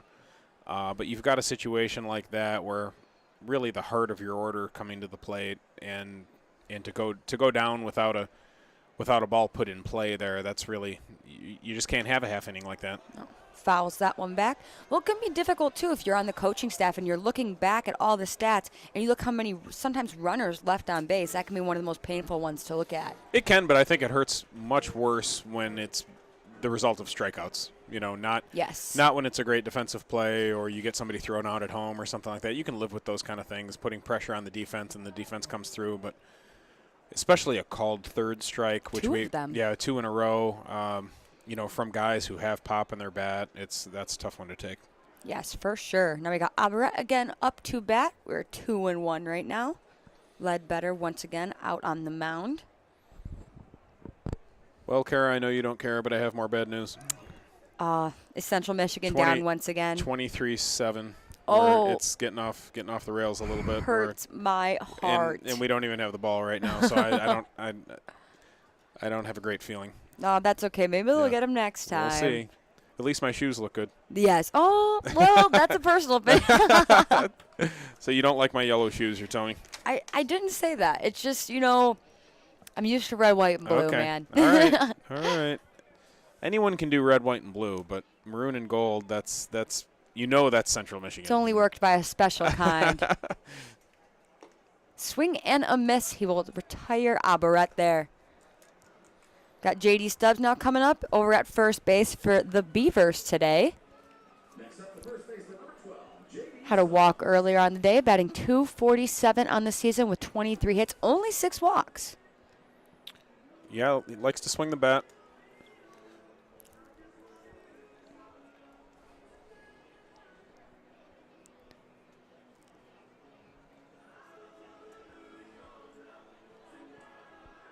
All right, let's see what Ledbetter can do out here on the mound for the Mammoths at this at-bat. Ball outside, way outside. Yeah, Ledbetter kind of flew open there with his upper body. He's got to stay down through the ball more, let the glove lead him toward home plate. Ball just outside, 2-0. Good eye on Stubbs over there.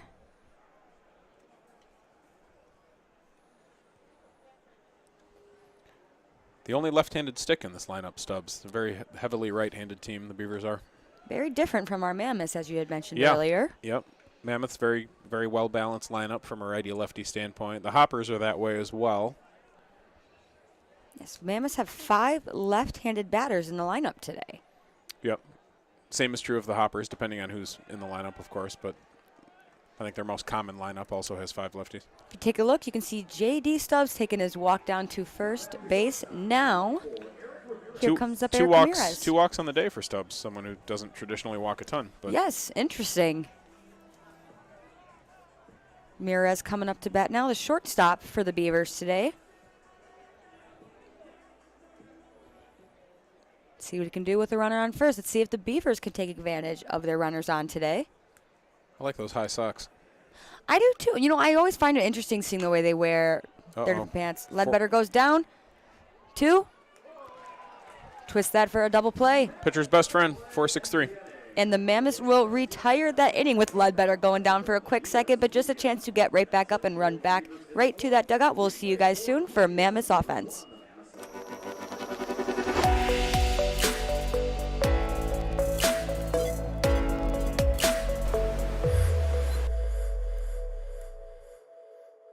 Stroke, heart attack, chest pain, injury, ERs at Ascension Michigan hospitals are ready 24/7, delivering the right care at the right time. As a chair of emergency medicine at an Ascension Michigan hospital, I understand the importance of timely ER care. What's different? Experienced care teams and board-certified doctors who take the time to listen. You are connected to on-site lab and imaging, pharmacy, and leading-edge care with specialists in cardiovascular services, neuroscience, orthopedics, and more. Choose ERs at Ascension Michigan hospitals. Great seats at a great price? Get them safer, simpler, and smarter with TicketSmarter. A proud partner to the biggest names in live sports and events, including ESPN events and iHeartRadio. TicketSmarter has seats for over 125,000 live events and 48 million tickets for sale. All backed with the TicketSmarter 100% ticket guarantee. Thinking about your next great live event? Think smarter. Think TicketSmarter. Get your tickets your way, guaranteed, at TicketSmarter.com. All right, Jimmy John's Field, and we are back once again with Zach Devon on the mound. The Beavers on the defensive side right now. Mammoths coming up on the offensive. Let's see what they can bring to us this time after leaving some runners on last time. Yeah, we'll see if they can turn the page here. A little bit better situational hitting. Well, I am interested, like we talked about earlier in the pregame, to see how these teams are doing right now as we are heading towards championship week. The Mammoths are sitting tight right now in that 4th seed spot, but you never know when we go into championship week here. Things could take a turn very quickly. Yeah, I mean, you want to have confidence, obviously, going into that week. If you're the 4th seed, that's one thing, but if you're confident and you're a little bit hot going into that week and you feel like you have a chance to get on a roll, that's a different thing entirely. If you're the Mammoths, you don't want to lay an egg today, that's for sure. Let's see what they can do today. We got Mitch Morales once again up to bat, followed by Connor Bagneski, the shortstop for the Mammoths, and Connor Emmett coming up third, their left fielder.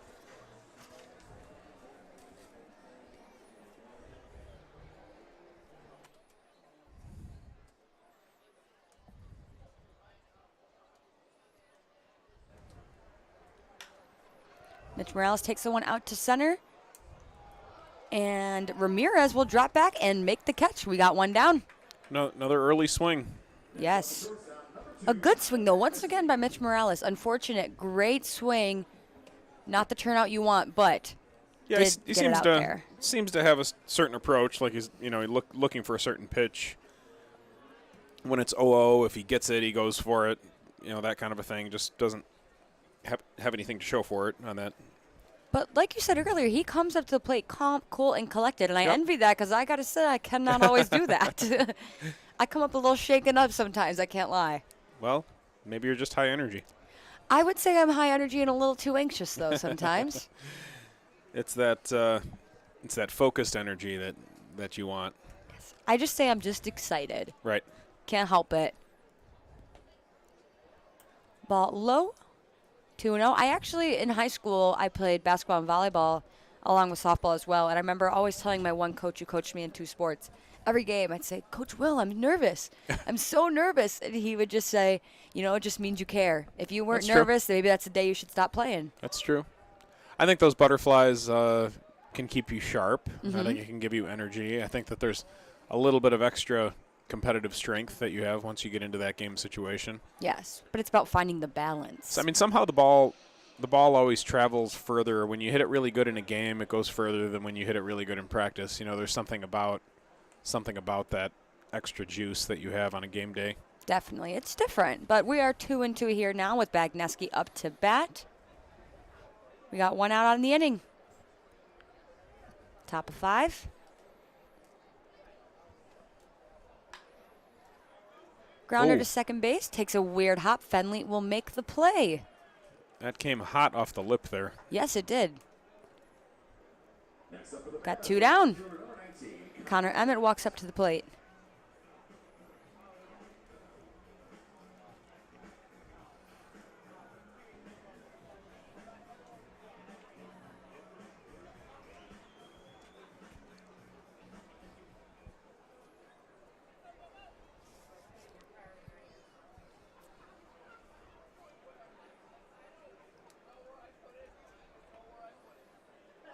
And he will take his walk down to first after getting hit in the foot, it looks like. I didn't see that live. I'll try to take a look at the replay there. Here, I've got our replay right here we could take a look at. I think it just nicked him in the maybe the right toe. Could have been. It must have. Nobody argued it, so. No. It might have been the back foot. It looks like it. I must be mistaken. Back left foot. Yep. Caruso coming up to bat now. Let's see what he can do here. As a pitcher, you literally refer to that as the back foot breaking ball. That's kind of what you're not trying to hit him in the foot, obviously, but you're looking for the ball to break in on him toward his back foot. It's a very difficult ball to handle as a left-handed hitter with your hands. It's tough to keep your hands inside that ball and get the barrel to it. So it's literally referred to as a back foot breaking ball, but was a little too literally that time. In that little too literal in that case where it hit him in the back foot. Yes.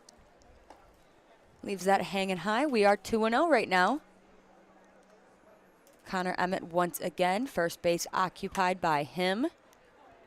See what Caruso can do here. Caruso has a large family turnout every game, I have noticed as well, for the most part. I guess that makes sense. Yeah, it's nice. Let's see, deep ball back to left field. That is gone. You could tell that immediately. Yeah, that was a no-doubter. There was Ford didn't even react to that ball in left field. That was a no-doubter.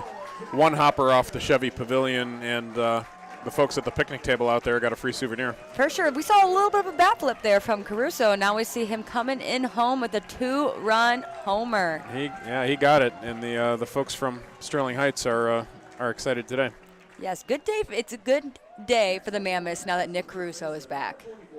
Yeah, they needed needed that pop in their lineup, and I think emotionally after that tough last inning, that's really the jolt they needed right there. Yes. The really disappointing top of the 4th inning, and to get a shot like that is that can do wonders going forward.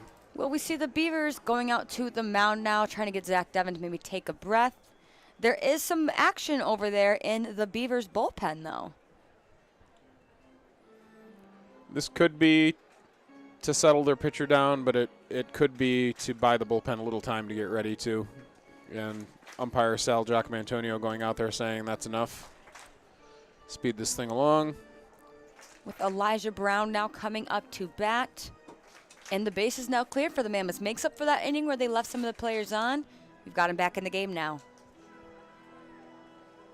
Back on top of the game now, actually. Speaking of high socks, Elijah really takes it to a different level.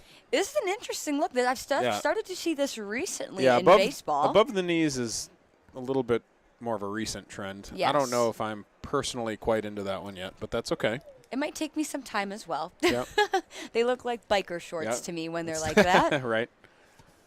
Let's see, but I imagine it's quite comfortable. I've seen quite a few guys wear it like that. I don't know if you'll see me wearing my softball pants like that, but I will appreciate the look from afar. Well, I'll look for that this year. We'll see if you make any changes. All right, let's see.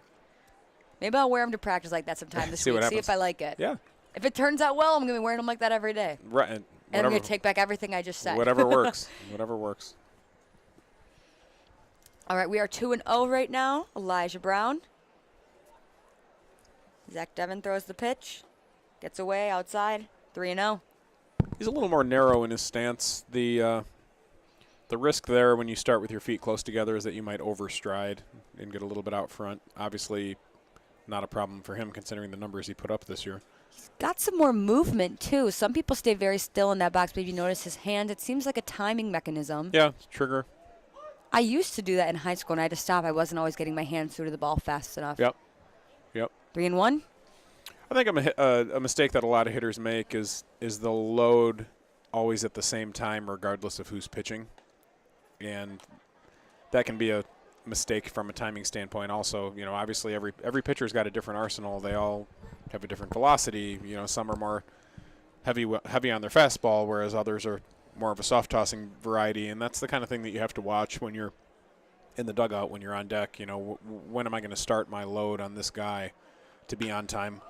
And Elijah Brown takes that one deep right field, and Dakota McFadden will catch that ball. It looked like it was out from this angle. I was about to say he sure timed that one fine. Yes. But, you know, I think Dakota McFadden had a hard time seeing it right away, but was able to haul it in. Yeah, so that is it for the Beavers. And it for the Mammoths, too. Now heading back out to defense as they will switch, and the Beavers will now come into offense. We'll see you again in a little bit. Dunham Sports is a proud partner of the USPBL. Big names, low prices, delivering value since 1937. At Fifth Third Bank, we're working hard to make banking a Fifth Third better, which means we put 166.7% into everything we do. I think you can only give 110%. Well, with free checking, fraud protection services, and an automatic savings tool to help you quickly reach your goals, 166.7% is possible. Oh, wait till my 8th graders hear about this. They're going to be like, it's not possible. Well, yes it is. This is banking, a Fifth Third better.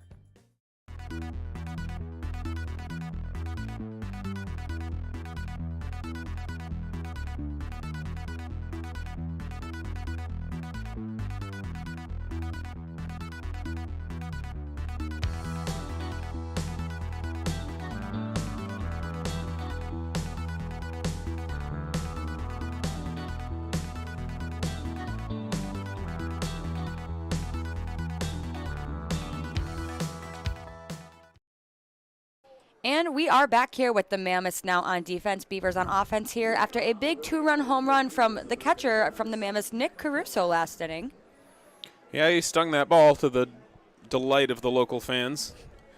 Just got another look at that ball that McFadden hauled in to end that inning, and it looks like he had a little trouble seeing it in his pursuit. He ended up backhanding it around waist level, which is certainly not traditional, but the important thing is that he caught the ball. Yes, not ideal, but made the play. Sometimes I am an outfielder myself, and it can look you feel a little awkward out there sometimes after those plays, but just get it done. At least you caught it, right? Just get the ball. Just catch the ball. All right, 1-0 now here. Ledbetter still out on the mound today. Cameron Collette up to bat with a 246 on the season, 29 hits. He has been here from the start.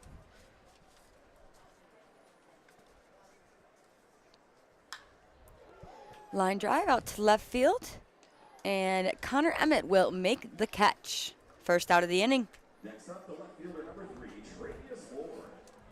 Travius Ford now walking to the bat, whose aunt earlier was actually in the comment section of our broadcast. Right in time for that double that he hammered down the left field line.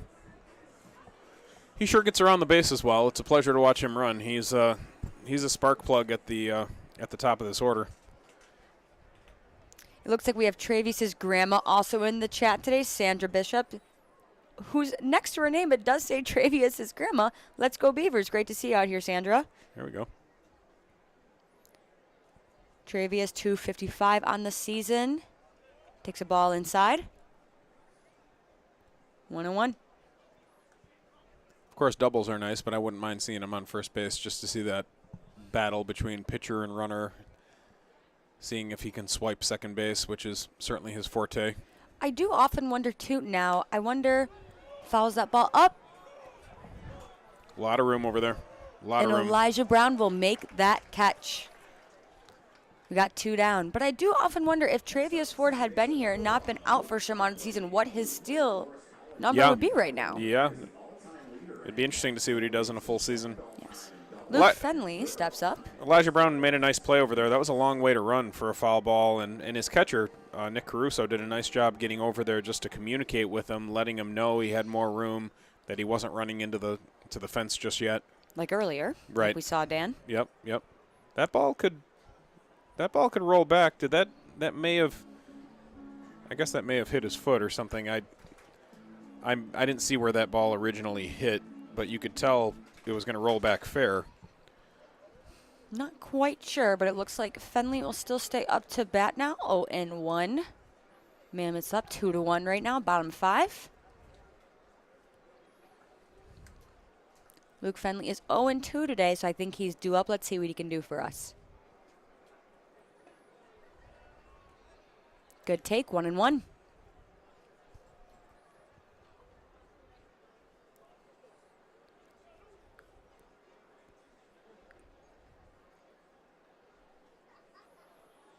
Oh, got him. Left elbow. Oh, Fenley right in the left elbow, left forearm. He'll take a little bit of a break and a walk down to first base now. Looks like Caruso's walking out to Ledbetter. Maybe help him take a deep breath real fast. Sometimes, if it is the elbow, sometimes that can make your arm go a little bit numb. It's like you get it in that funny bone area, and it doesn't hurt so much as it makes your arm go kind of numb. It looks like that's what it is, Dan. If you take a look at him right now on our broadcast. Yeah, his arm looks dead, like he's just kind of hanging there. Mm-hmm. You can see it in his face, too. It just, Yeah, not that it's funny. I just apologize for the laughing. But yes. It's just that certainly been there before. It happens. Marcos Castillo coming up to bat again now with a runner on first. This is like we talked about earlier, another deadly combination of Castillo and McFadden after one another. Or will I speak too soon? Yep. And Mitch Morales will retire the inning. We have played 5. We'll see you back soon. Why are all these business owners smiling? Because they rely on Tryon to handle difficult and time-consuming HR tasks like payroll, benefits administration, and more. Working with one of the nation's top professional employer organizations provides access to top-tier healthcare and employee benefit plans and Tryon's team of attorneys and HR experts. With Tryon, you don't have to grow it alone. Visit RelyOnTryon.com. You can always rely on Tryon.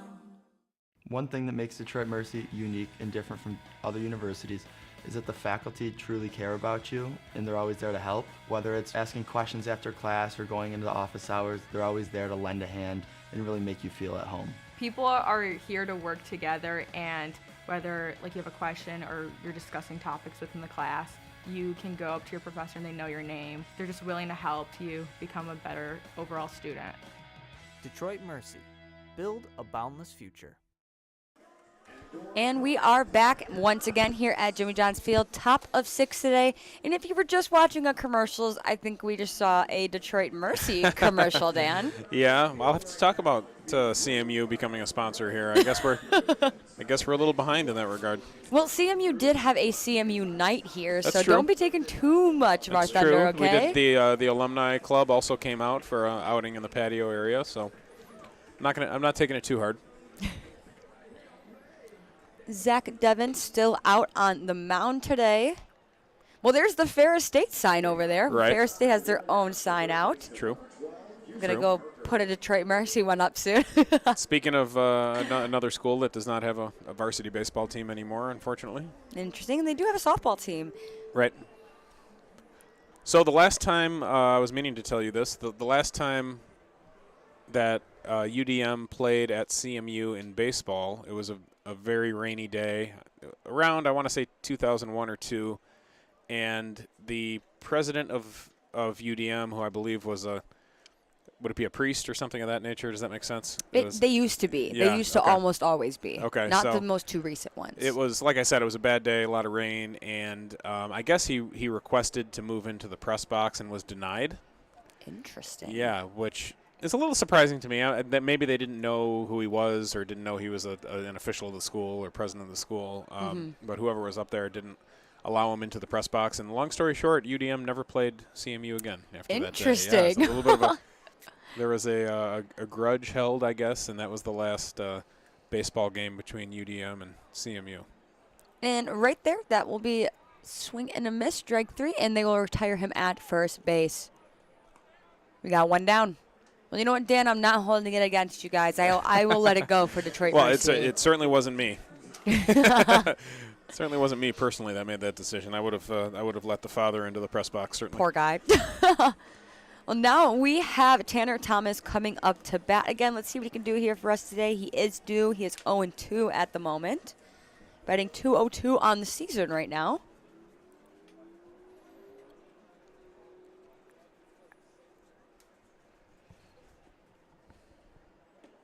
Swing and a miss, 0-1. Big breaking ball, first pitch. Unless you're looking for that, that's not really something you want to go after unless you're sitting on it.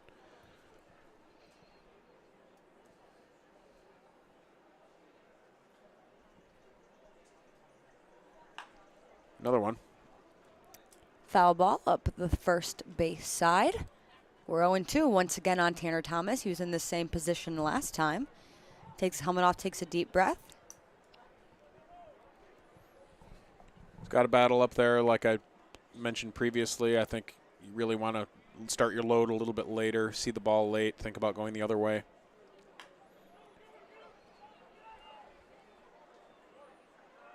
Oh, and they will just get him in time. We've got 2 down for the Beavers now. Got the breaking ball there as expected, a little bit out front. Third straight breaking ball that he saw in that at-bat. And Greg Vaughn Jr. will now step up to bat. 0-2 on the day as well. Out of Sacramento, California. During that 2020 season was actually the leadoff hitter for the Hoppers. Interesting. This is his 3rd year here. It is. He wasn't here the entire 2020 season. I believe he came in partway through. Okay. But ended up leading off for the Hoppers toward the end of the year. Definitely due to his tendency to take a walk. You know, he had a very high on-base percentage that year. Obviously, anyone in the leadoff position, you want to be someone who gets on base a lot, and he certainly fit the bill there. And we'll be 1-1 right now. Zach Devon got ahead in the count in the beginning. In addition to his penchant for getting on base, certainly a guy with a lot of pop in his bat, and as we've mentioned on the broadcast before, it's just needs to pull the trigger on strikes a little bit more often. Yes. That ball will get away from Zach Devon. We're now 2-1. 2 down. Once again, it is Firefighter Appreciation Night tonight. We'd like to send a big thank you out to all of our first responders out there once more.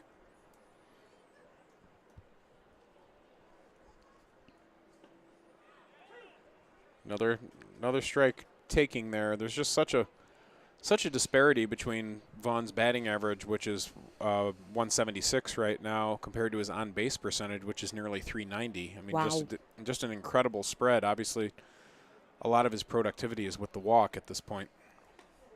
Swing and a miss. He will retire Greg Vaughn Jr. in the Beavers. We'll see another inning of no runs from the Mammoths. We'll see you guys back here again soon. Every summer, my family loves to have a neighborhood movie night in our backyard. And with my Chevy Blazer, I can head out and get everything we need for a great night.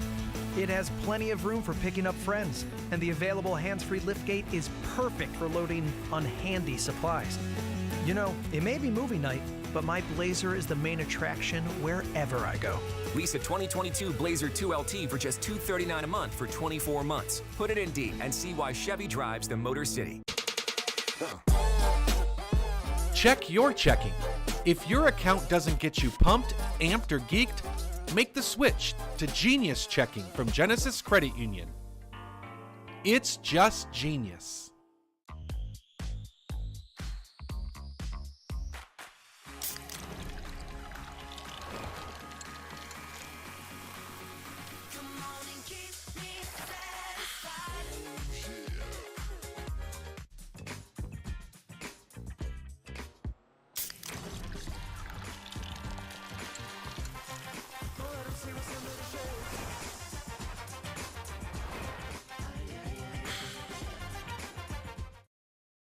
And we are back here at Jimmy John's Field today in downtown Utica, Michigan, where the Mammoths will be putting out a new pitcher on the mound. Number 7, Christian Dearman. Colin Ledbetter saw his last time out here on the mound last inning. And let's see what Dearman now brings to the plate for us, Dan. Yeah, Ledbetter did a nice job keeping his ball club in the game. Certainly not a surprise. I mean, he's one of the guys that's been doing the job for the Mammoths all season, and certainly someone they're going to count on heavily in the postseason. You know, the question is, do you come out of the gate next Friday night with Ledbetter right away, you know, trying to win that one, or do you possibly save him, you know, for a situation with a certain matchup? Obviously, if you're going to win the championship, you got to win 3 games straight. So it's not such a no-brainer necessarily to come out right away with him. Yes. Now let's see who we've got due up for the Beavers here today. We've got Dakota McFadden coming up once again, who we mentioned a lot earlier with a strong at-bat. Then we have Whitfield and Aberrett coming right up. Well, Dearman will start off with a strike. I mean, these are a couple of characters facing each other right here. I mean, Dearman and McFadden, I mean, they have a good time playing the game. You can tell, both banana ball players. Yeah, both Savannah Bananas, and they both like to bounce around out there. Christian Dearman works fast. We're at 1-2 right now. They can both back it up, though. Yes, for sure. I mean, that's a huge part of that swag. You got to be able to back it up. Ground ball to Houston Parker, and he will make the play over to Elijah Brown. We got one down. Brown is a nice target over there. Yes.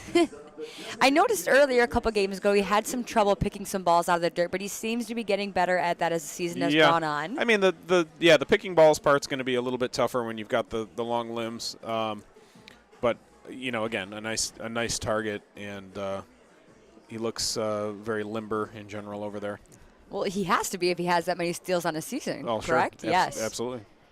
But that footwork around first base is a unique thing in general. You know, being a good athlete is not enough. It's just being comfortable around that bag, being able to go on the bag with either foot, you know, being able to react quickly when it's not a good throw.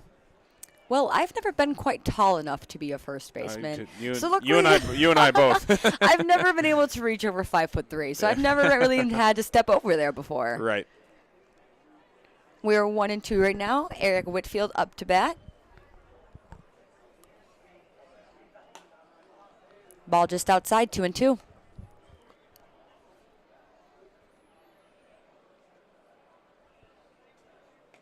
Swing and a miss. Ooh. Dearman gets him reaching on that outside pitch. Still a bit of a move there from Dearman. Yeah. He can back it up. Yes, we got 2 down. I like the little pre-inning routine that he does with the crane kick. I've noticed. We just saw that a little while in the broadcast, too. Yeah, I'll have to show that one to my kids. Of course, they're big fans of Cobra Kai now, which is one of the big Netflix shows. Yes. I've never had the chance to watch it, but I have heard a lot about it. Well, that's your homework assignment. Oh, my homework assignment. You're adding. I'm a college student. All right, you want to give me more homework assignments? You have actual homework to do. Albaret comes up to bat. He is behind the plate for the Beavers today. We are 2-0. Did you see the Karate Kid? Yes, I original? have seen the Karate Kid. I remember when I was younger, I believe, I was really young too. My dad used to have it playing sometimes, so I did catch bits and pieces. So you know the story. That's Yes. the story of Cobra Kai, if you've seen that at least. Yes, okay. And Albaret will hit that over to Hootie, and they'll make the play. Quick the Mammoths will read, yes, quick inning. The Mammoths will retire the inning. Let's see what they can do on the offensive side. Now we'll see you guys back here again soon at Jimmy John's Field. Every summer, my family loves to have a neighborhood movie night in our backyard. And with my Chevy Blazer, I can head out and get everything we need for a great night. It has plenty of room for picking up friends, and the available hands-free liftgate is perfect for loading unhandy supplies. You know, it may be movie night, but my Blazer is the main attraction wherever I go. Lease a 2022 Blazer 2LT for just $239 a month for 24 months. Put it in D and see why Chevy drives the Motor City. We build roads, bridges, wind farms, and pipelines, schools to skyscrapers. Our members create monuments. We operate. We're the operators and mechanics behind the advanced heavy machines that move Michigan forward. We maintain boilers and HVAC. Our members run the complex heating and cooling systems that we all depend on. Our training is second to none, and safety is our priority. We are Operating Engineers 324, and we keep Michigan running. Great seats at a great price. Get them safer, simpler, and smarter with Ticket Smarter.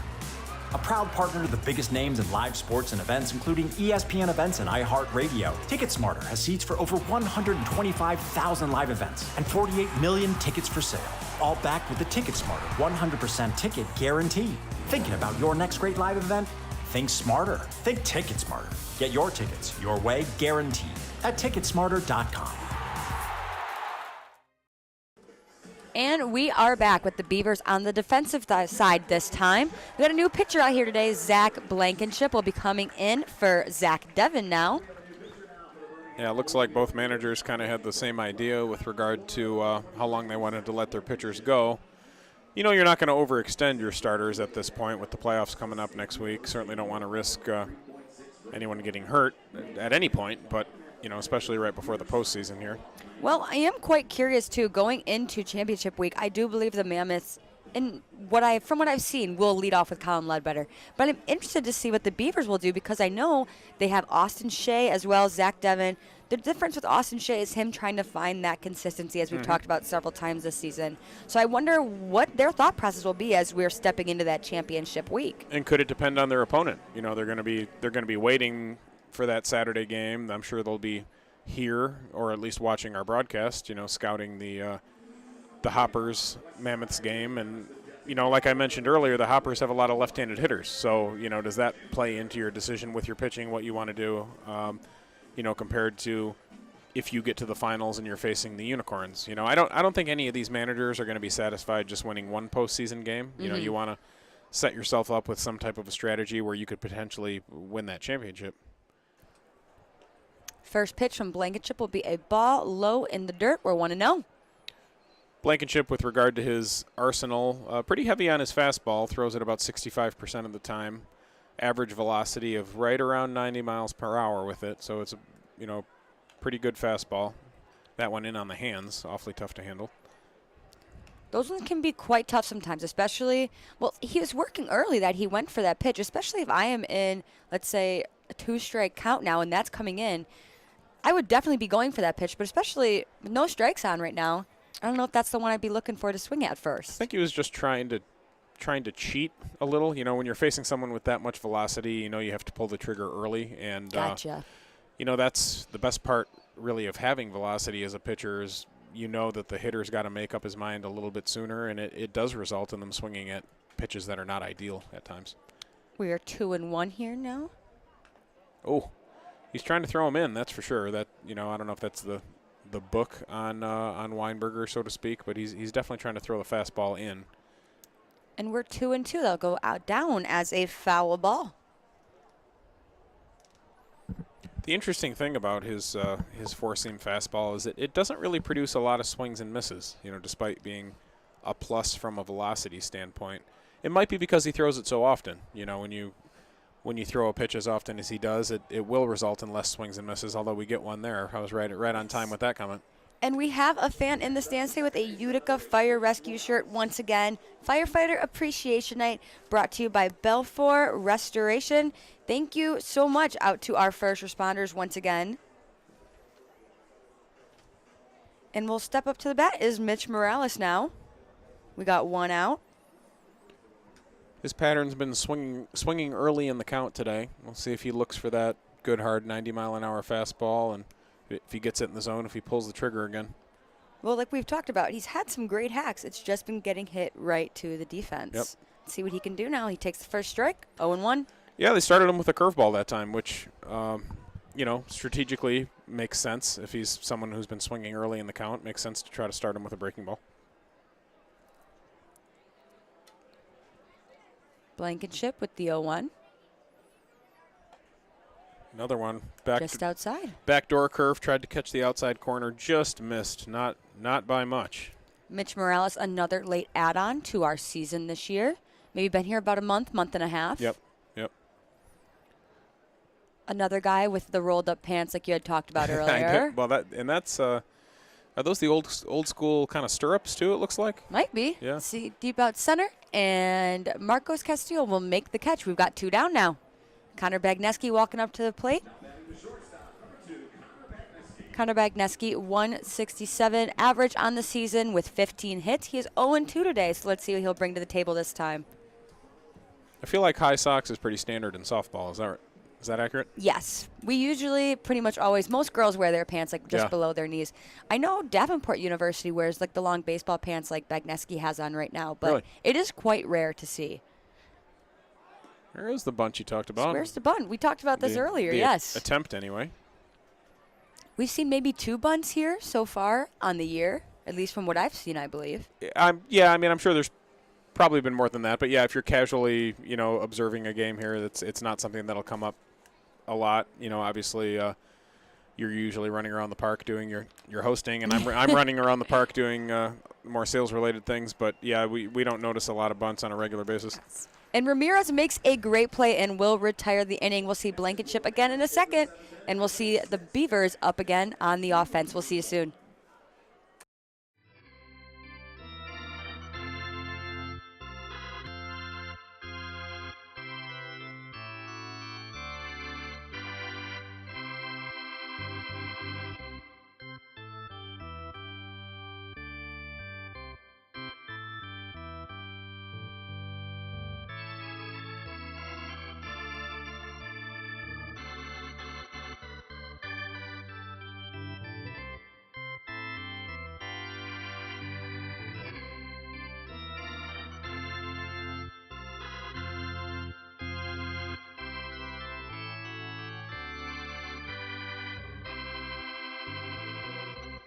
Why are all these business owners smiling? Because they rely on Tryon to handle difficult and time-consuming HR tasks like payroll, benefits administration, and more. Working with one of the nation's top professional employer organizations provides access to top-tier healthcare and employee benefit plans and Tryon's team of attorneys and HR experts. With Tryon, you don't have to grow it alone. Visit RelyOnTryon.com. You can always rely on Tryon. One thing that makes Detroit Mercy unique and different from other universities is that the faculty truly care about you and they're always there to help. Whether it's asking questions after class or going into the office hours, they're always there to lend a hand and really make you feel at home. People are here to work together, and whether like you have a question or you're discussing topics within the class, you can go up to your professor and they know your name. They're just willing to help you become a better overall student. Detroit Mercy. Build a boundless future. And we are back here at Jimmy John's Field on the USPBL Network. The Beavers on the offensive side this time. Mammoths in the field. Have you noticed I stopped talking about CMU football? Yeah, I'm assuming there's news you don't want to tell me about. It's not good. It's not going oh, well. that's okay, Dan. Yeah. I mean, this one, I'm not too hurt by it, but I'm so sorry. We can write off the rest of this game. Dearman will start off working outside, 1-0.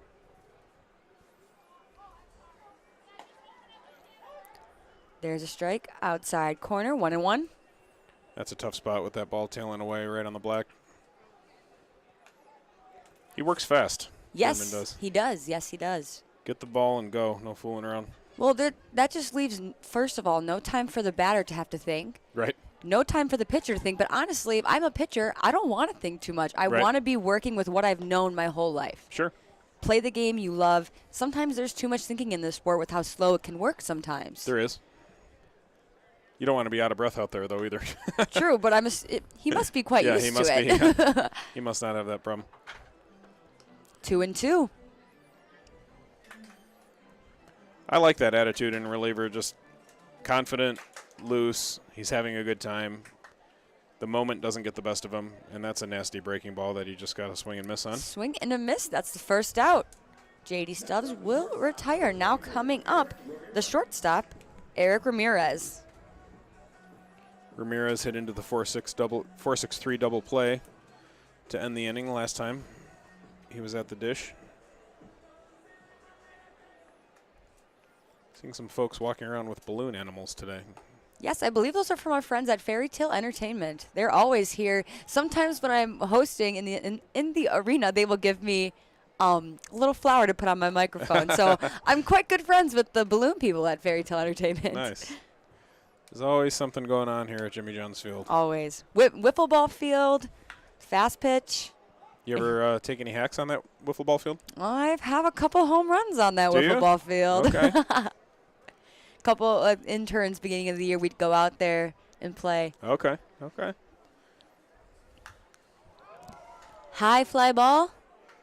Left field. Connor Emmett will come in and make the catch. We've got 2 down.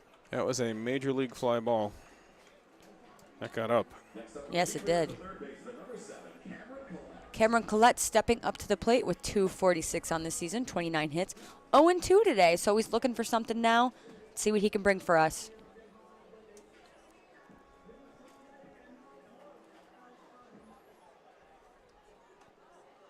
Gets a little close to Collette there. We're 1-0.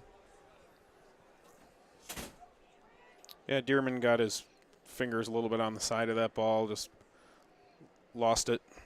Swing and a miss from Collette. We're 1-1 now.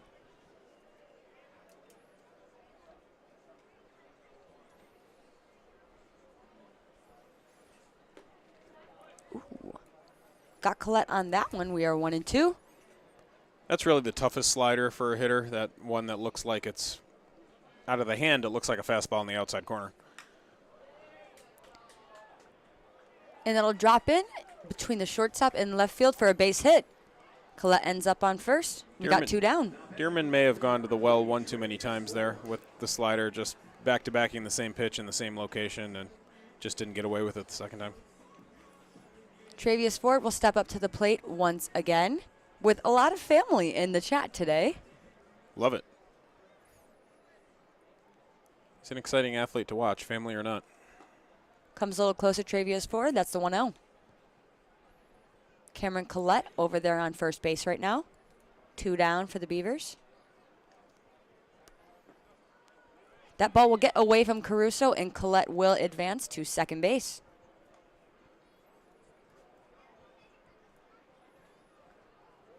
Caruso approached that ball a little bit awkwardly with his hand. Almost looked like he was trying to trap it as opposed to coming underneath it with his thumb like he normally does. Oh. Great stop by Houston Parker. And he will retire the inning. That is it for the Mammoths this inning. Let's see how they come up on the offensive side. We'll see you guys soon. Stroke, heart attack, chest pain, injury. ERs at Ascension Michigan hospitals are ready 24/7, delivering the right care at the right time. As a chair of emergency medicine at an Ascension Michigan hospital, I understand the importance of timely ER care. What's different? Experienced care teams and board-certified doctors who take the time to listen. You are connected to on-site lab and imaging, pharmacy, and leading-edge care with specialists in cardiovascular services, neuroscience, orthopedics, and more. Choose ERs at Ascension Michigan hospitals. First State Bank is a locally owned and operated business. We're part of your community. At fsbcares.com, you'll find ways that we're making a difference by featuring locally owned and operated businesses, providing access to helpful financial resources, and engaging with community. FSBcares.com is part of our commitment to the neighborhood, because strong neighbors mean stronger communities. Where good neighbors do great things. Member FDIC and Equal Housing Lender.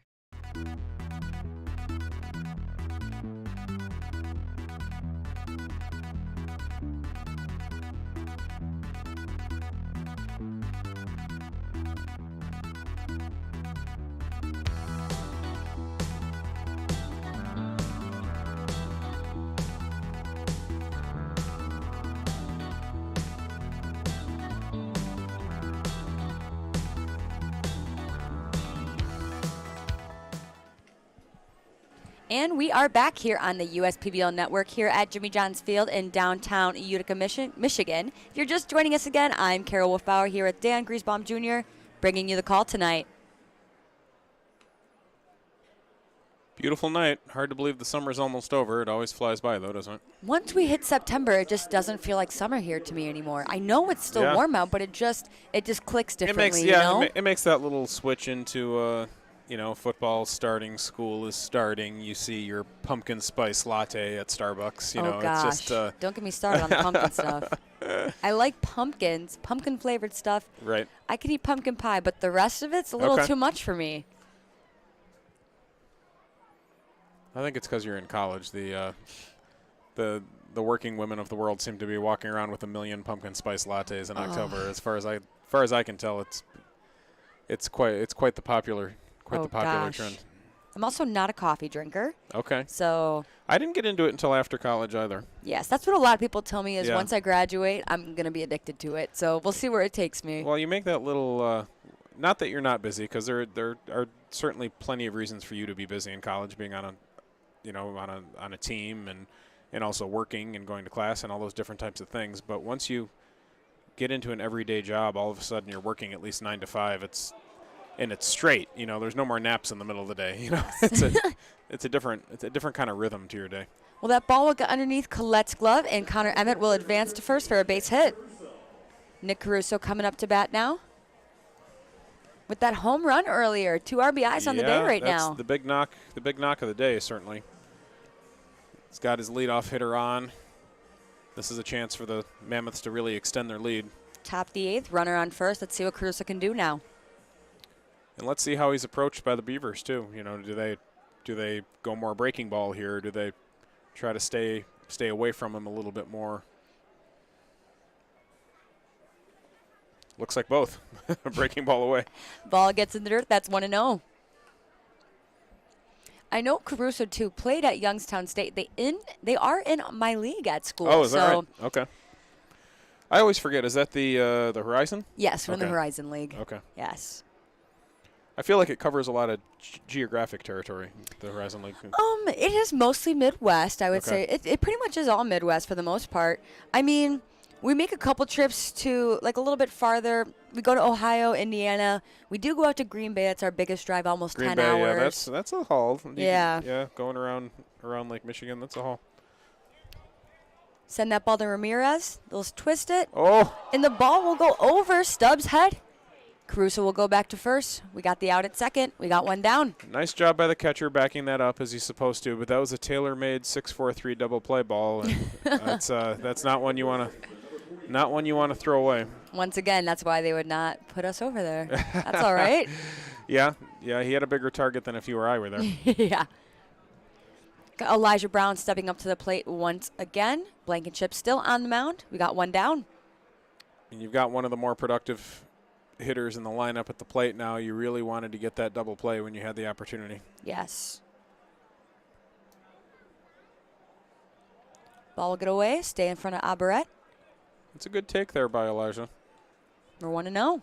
It's always tough lefty on lefty. You don't see a lot of lefties, and no matter what level of baseball you're playing, the lefty on lefty matchup is always a little bit unique, and you're going to see a steady diet of breaking balls a lot of times. Well, I always wondered, too, especially the difference in the right-handed, left-handed pitchers in baseball, because in softball we talk about this a lot. Just coming, especially I'm a right-handed hitter, you're used to seeing the ball coming from the right hip, and then all of a sudden it switches, it's coming across.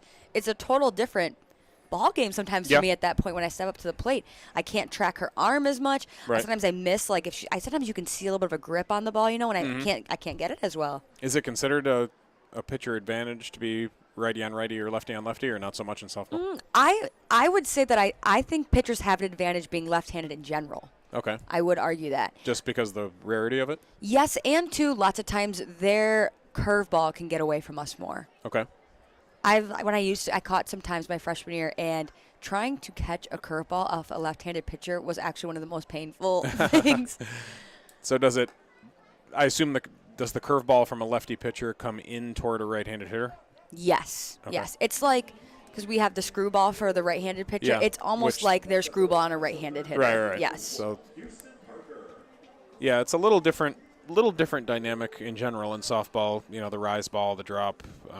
Don't get me started on rise balls. And I think the biggest change pitching-wise is just the endurance of a softball pitcher. You know, you can pitch far more often. Yes. You can pitch you don't need such a pitching staff in general on your team. You know, you're relying on, I assume, 2 or 3 main people. Well, in college right now, we recruited a lot of new pitchers this year, but last year we had 4 pitchers. Okay. And even in high school, we had 1 pitcher when I played in high school one week, because it's a natural arm slot, so their arms don't get as sore if they're taking the care of it that they need to be taking.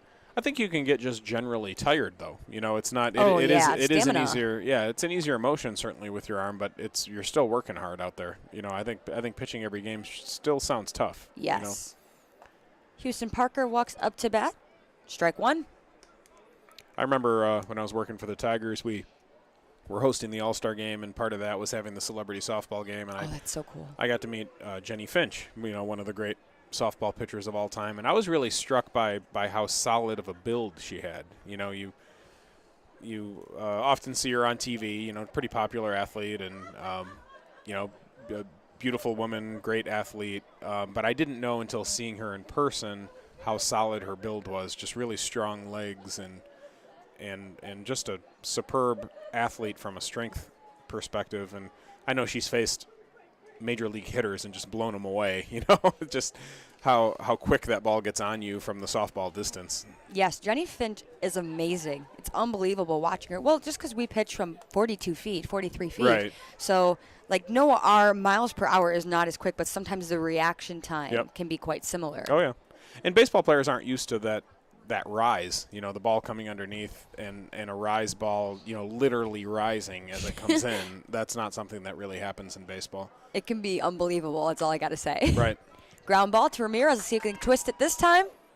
And there they will is. get the double play. The Beavers will retire that inning, backing up Blankenship. Let's see what the Mammoths can bring to us this time. Why are all these business owners smiling? Because they rely on Tryon to handle difficult and time-consuming HR tasks like payroll, benefits administration, and more. Working with one of the nation's top professional employer organizations provides access to top-tier healthcare and employee benefit plans and Tryon's team of attorneys and HR experts. With Tryon, you don't have to grow it alone. Visit RelyOnTryon.com. You can always rely on Tryon.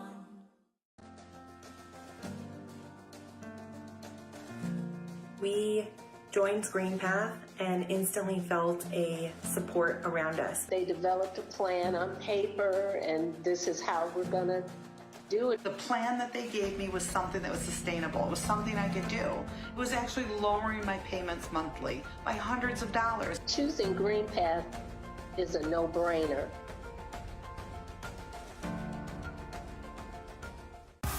Great seats at a great price. Get them safer, simpler, and smarter with Ticket Smarter.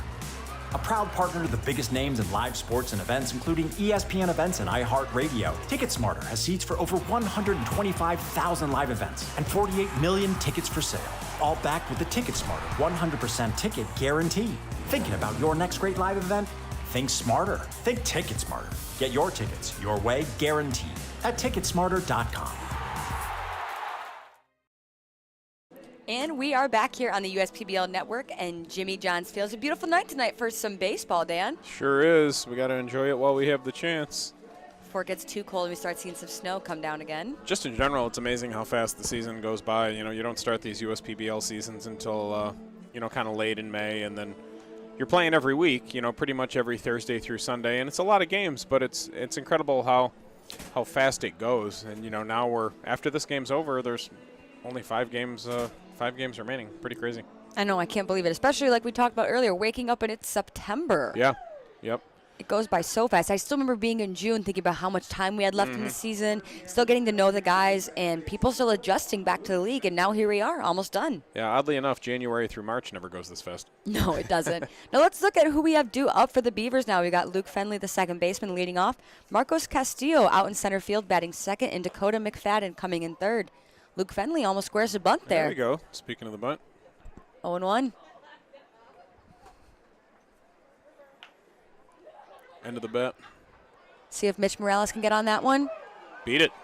Close. The flip from Mitch Morales. So close. Yeah, he made it close. That was a good flip.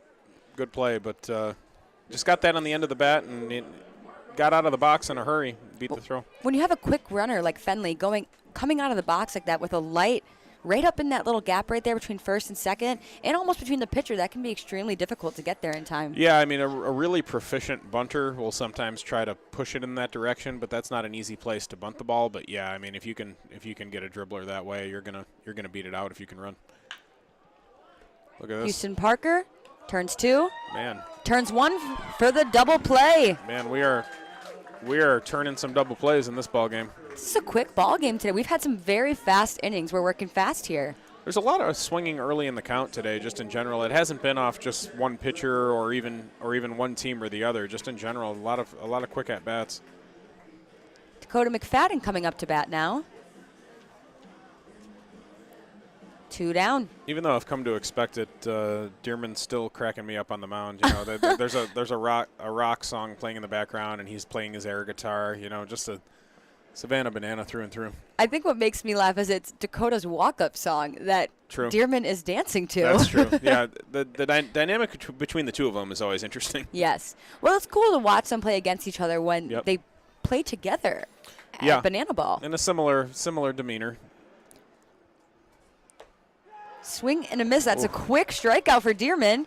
The Mammoths will retire the inning. He didn't get cheated, though. That was a hack. No, that was, wow, that's a great inning from the Mammoths here. Let's see what they can do for us on offense now. We'll see you guys soon. At Fifth Third Bank, we're working hard to make banking a Fifth Third better, which means we put 166.7% into everything we do. I think you can only give 110%. Well, with free checking, fraud protection services, and an automatic savings tool to help you quickly reach your goals, 166.7% is possible. Oh, wait till my 8th graders hear about this. They're going to be like, it's not possible. Well, yes it is. This is banking, a Fifth Third better. You hear about the promo that Jimmy's John's got going on? 5 off 20? How they pulling it off? Magic? You got David's Copperfields in there? Show yourself, Copperfields! Jimmy John's. $5 off orders of 20 or more. One thing that makes Detroit Mercy unique and different from other universities is that the faculty truly care about you and they're always there to help. Whether it's asking questions after class or going into the office hours, they're always there to lend a hand and really make you feel at home. People are here to work together, and whether like you have a question or you're discussing topics within the class, you can go up to your professor and they know your name. They're just willing to help you become a better overall student. Detroit Mercy. Build a boundless future. And we're back. Beautiful night here at Jimmy John's Field. Mammoths and the Beavers, both of these clubs, as we mentioned earlier, pretty much locked into their postseason positions. It's the Beavers were, in theory, one magic number away from that number 2 spot in a playoff spot, but certainly looks like they're in that spot and pretty solid there. But the Mammoths are in that 4 spot for good. Not really anything to gain from a victory here, so to speak, but certainly want to build some confidence, want to have some enthusiasm and catch some momentum heading into the postseason. Yes, and now Tanner Thomas will walk up to bat today. 0-3 on the day. Let's see what he can bring. We've got Tanner Thomas, Greg Vaughn Jr., and then Wade Weinberger Jr. coming up to bat.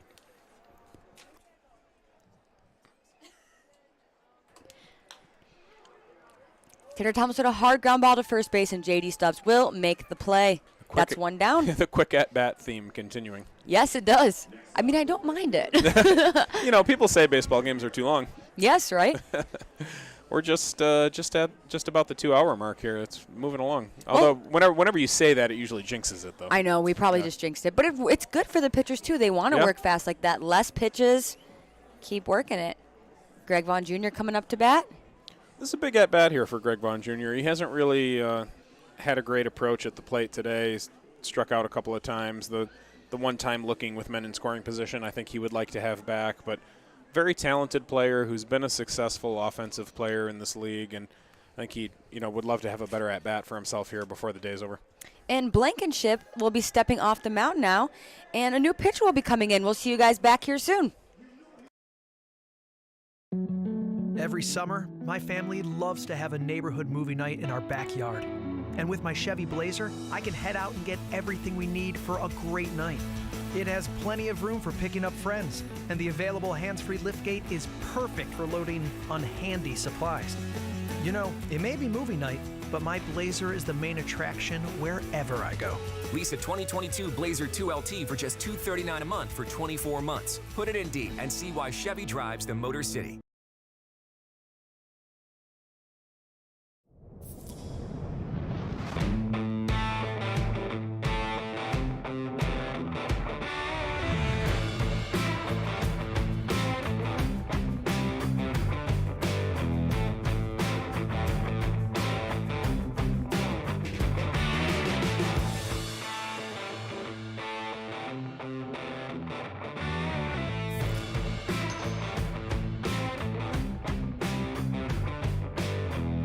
You hear about the promo that Jimmy's John's got going on? 5 off 20? How they pulling it off? Magic?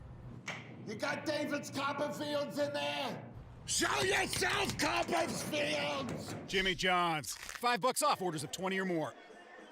And we are back as James Crick steps up to the mound right now for the Beavers, hoping to retire some Mammoths and get back on the offensive side, Dan. Crick is a presence. He's a guy that you look at that mound, it looks like he's a million feet tall out there, and he's got that blazing fastball. He's got the long hair, arms and legs coming at you. He's not the first guy I would want to see when I was looking out at the mound. No, well, like we've talked about earlier, mound presence, confidence.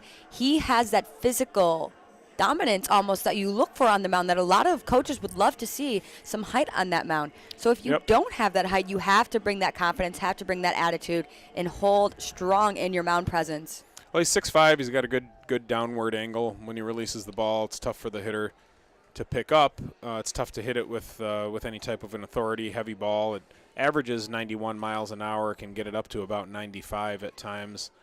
As you might imagine, with that type of fastball, he throws it a lot, over 70% of his pitches. Well, Greg Vaughn Jr. now steps up to bat. Let's see what he's looking for today. Takes a hack at it, fouls it straight back into our net. I like that out of Vaughn. You know, he knows he's facing a pitcher that throws a lot of fastballs, looked for the fastball first pitch, just missed it. The 0-1. Another swing, line drive right up the middle. That's going to be a base hit. And Vaughn will feel better about his day after that at-bat. That was, a nice approach. He had a good swing at the 0-0 pitch with the 0-1 count. A little more likely you're going to see a breaking ball there, and that's what he got. Did a nice job staying on it through the middle. Let's see what Wade Weinberger Jr. can do now stepping up to the plate. Let's see if he can move on around these bases. Would still be very important for the Mammoths to get an insurance run here. Oh, 100%. You never know, especially we've seen in the USPBL, you never know what is going to happen. Oh, yeah, it's always good to have a tack-on run. Sometimes that makes the difference in the game. For sure. James Crick once again on the mound. Let's see what he's working with today.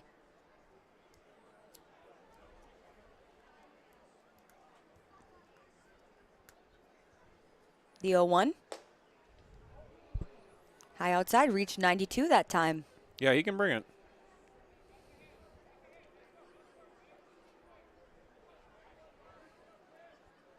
Wade Weinberger Jr. earlier in the season, remember having a walk-off walk. Yes. If I remember correctly. Right.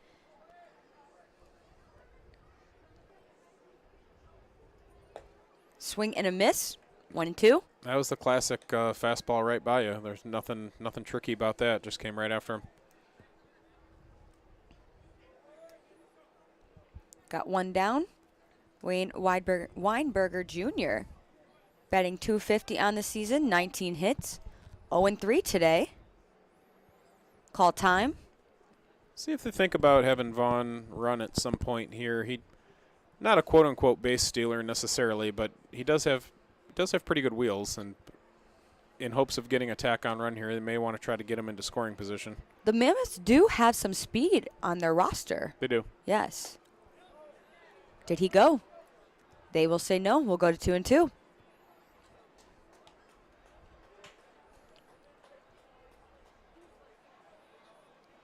Vaughn only a couple of stolen bases on the year, but if not now, maybe with 2 outs, they may try to go for it just to make something happen.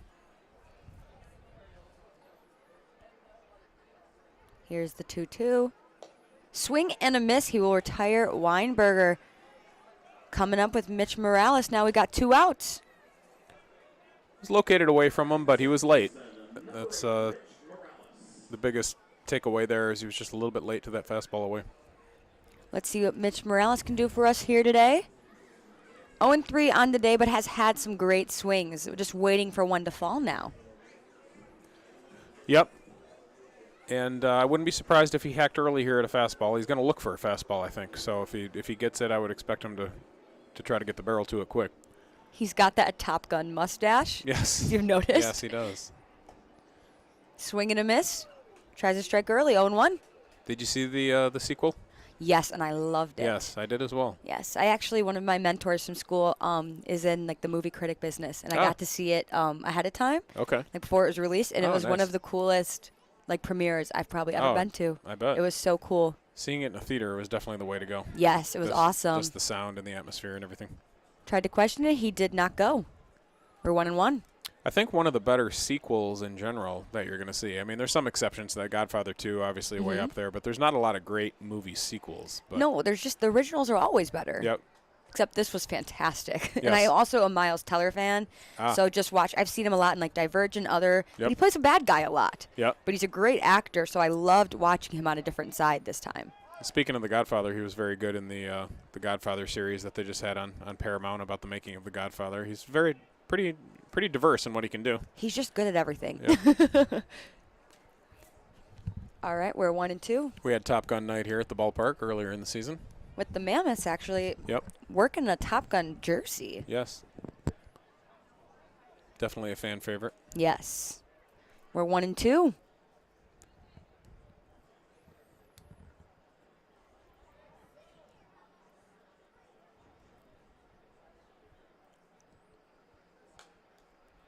Mitch Morales will foul that one back into our net. Thank God for that net. Coming right at us here, Dan. Oh, yeah. 2 strikes, 2 outs. Again, I'd keep an eye on Vaughn here.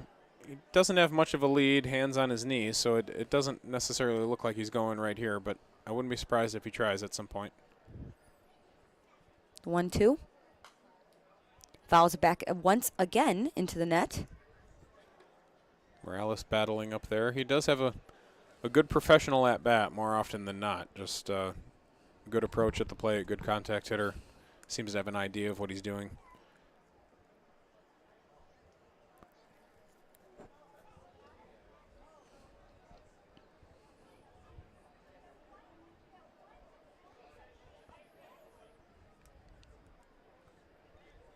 And the pitch. Swing and a miss. The Beavers will retire the Mammoths. We're heading into the bottom of the 9th. Let's see what the Beavers can do here.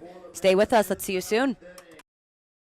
They call me Prospects. Since the day I was born as a diver's watch, the challengers of the world have taught me many things. Life is not a numbers game. It's about challenging ourselves. No matter what happens, just follow your heart. These pioneers drive our generation forward. Not by setting records, but by never giving up. Keep going forward. Prospects. Available at Lucido Fine Jewelry. Stroke, heart attack, chest pain, injury. ERs at Ascension Michigan hospitals are ready 24/7, delivering the right care at the right time. As a chair of emergency medicine at an Ascension Michigan hospital, I understand the importance of timely ER care. What's different? Experienced care teams and board-certified doctors who take the time to listen. You are connected to on-site lab and imaging, pharmacy, and leading-edge care with specialists in cardiovascular services, neuroscience, orthopedics, and more. Choose ERs at Ascension Michigan hospitals.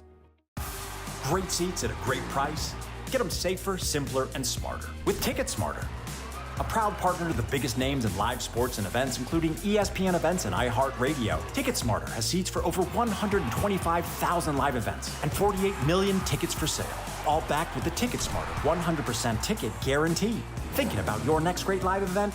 Think smarter. Think TicketSmarter. Get your tickets your way, guaranteed, at TicketSmarter.com.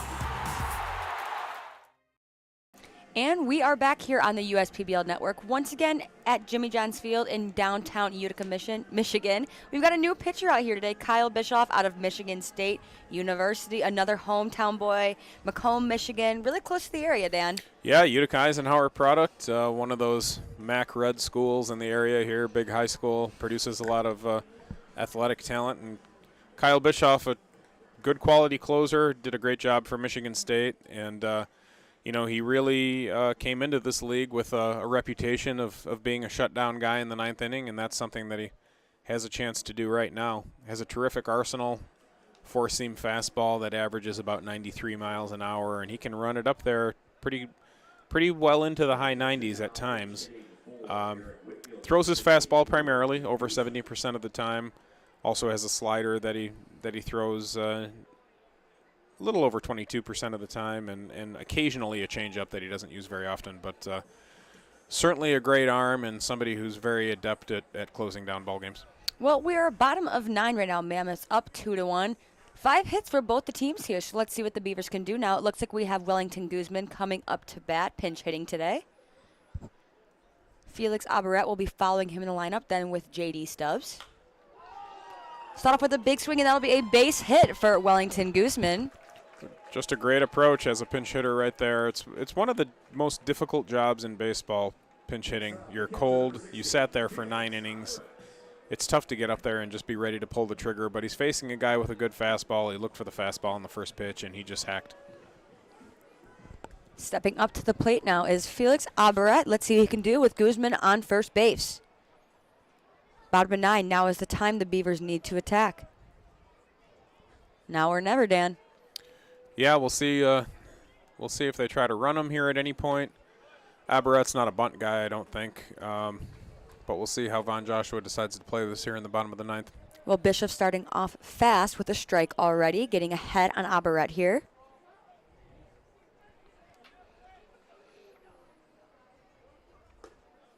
Strike 2. Yeah, that was just your basic get-me-over slider, but did the job. It certainly didn't look like Abaret was looking for it.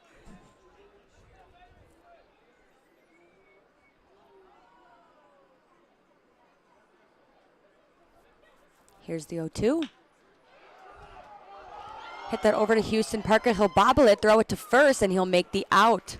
Nice recovery there. That was, I think that breaking ball caught a little bit too much at the plate for an 0-2 pitch. I think 0-2 like that with a pretty good hitter at the plate, you really want to start that more off the plate. And really that could have hurt him more than it did. That was a pretty well-hit ball that could have just as easily got into left field. Well, that was a hard-hit ball, but Houston Parker was able to keep that in front. It looked like he took it off the stomach or the chest a little bit. Yeah, he did a nice job hanging in there. Yes, was able to make the play. We got Wellington Guzman now on second. Abaret was able to advance the runner, so let's see what J.D. Stubbs can do here for us now. Yeah, I mean, that's the important thing is you've got the tying run on second base now. And now third base.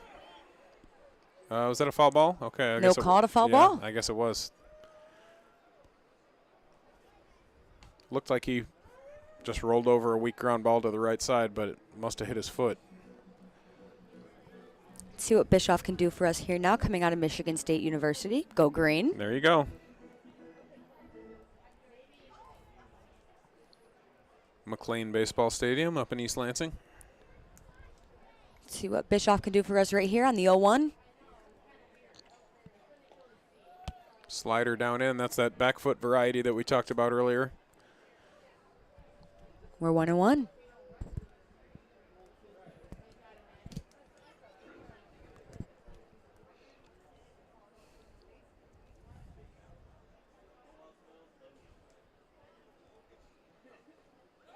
And that ball will get away. It looks like Loto is behind the plate now.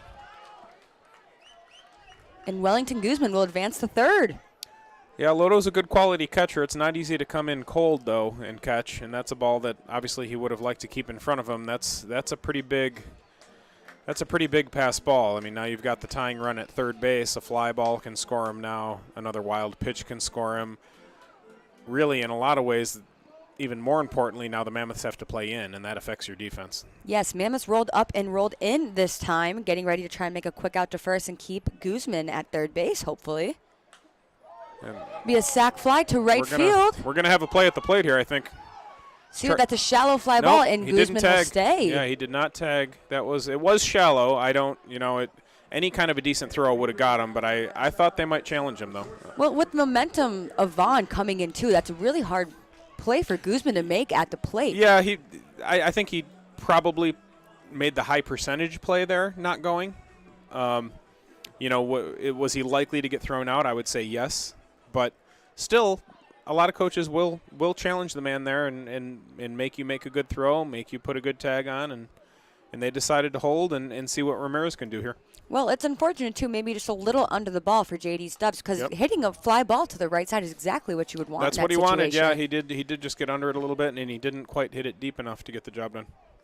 Good play from Greg Vaughn Jr. coming in fast. Yeah, he had to come hard after that one. You got 2 down here. It's a close game.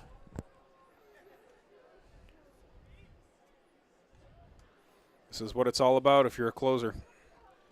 This is what Kyle Bischoff's quote-unquote paid the big bucks to do, is to wiggle out of these situations. Here's the 0-1. Swing and a miss. It's the 0-2 now. See what Ramirez can do. You don't want to get too cute here with regard to trying to make him chase, and the reason I say that is you don't want another wild pitch that scores the tying run here. You want to challenge him, but, again, don't get too cute. Ramirez will stay in the box with the foul ball to the third base side. Did a nice job wasting that breaking ball. That was a pitcher's pitch. He did a nice job staying alive there.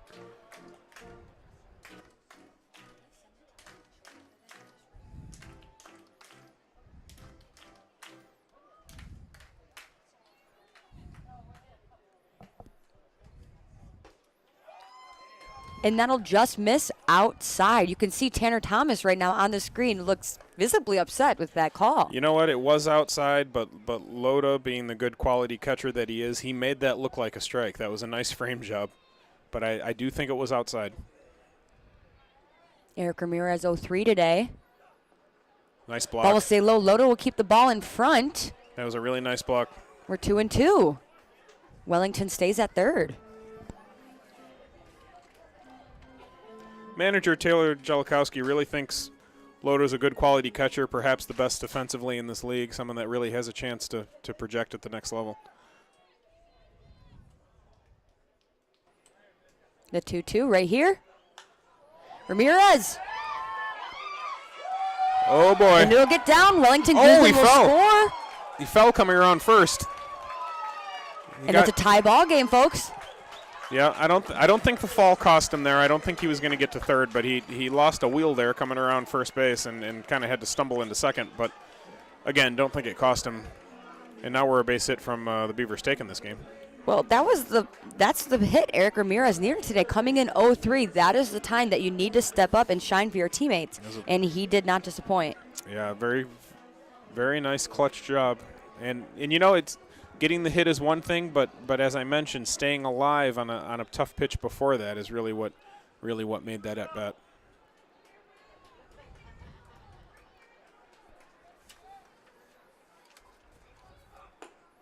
Big swing and a miss from Cameron Collette. Seems very antsy there to get that bat on the ball. 94 miles an hour. You got to make up your mind early. Got to get that foot down in time, hands out in front. Yep, quick to the ball, quick path. Foul ball up the first baseline. Going right towards JJ's little house over there. I don't know if I love calling a breaking ball there. You know, he didn't look good on the fastball the pitch before. To go to the breaking ball there is a little bit risky. Let's see what they'll do now. The 0-2. Back to the fastball. Just off the plate. The 1-2. Another good frame there. He almost got that first pitcher. That one I definitely think was just on the outside. But once again, great job from Loto behind the plate. Yep. Making it work for his pitcher. Yeah, he does a good job sticking those balls.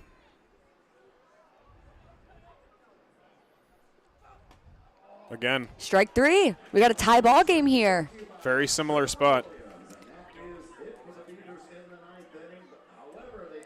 Now, we'll be going into extra innings here. Yeah, I believe we're traditionally we've done the sudden death extra inning here in the USPBL, where you do a coin toss and you can decide if you want to go on offense or defense. It's an interesting way to play it.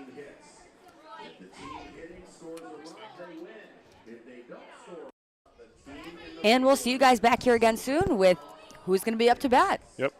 How do these business owners find the time for peace of mind? Because they rely on Tryon to handle difficult and time-consuming HR tasks like payroll, benefits administration, and more. Working with Tryon, one of the nation's top professional employer organizations, provides access to top-tier health care and employee benefit plans and its team of attorneys and HR experts. With Tryon, you don't have to grow it alone. Visit RelyOnTryon.com. You can always rely on Tryon.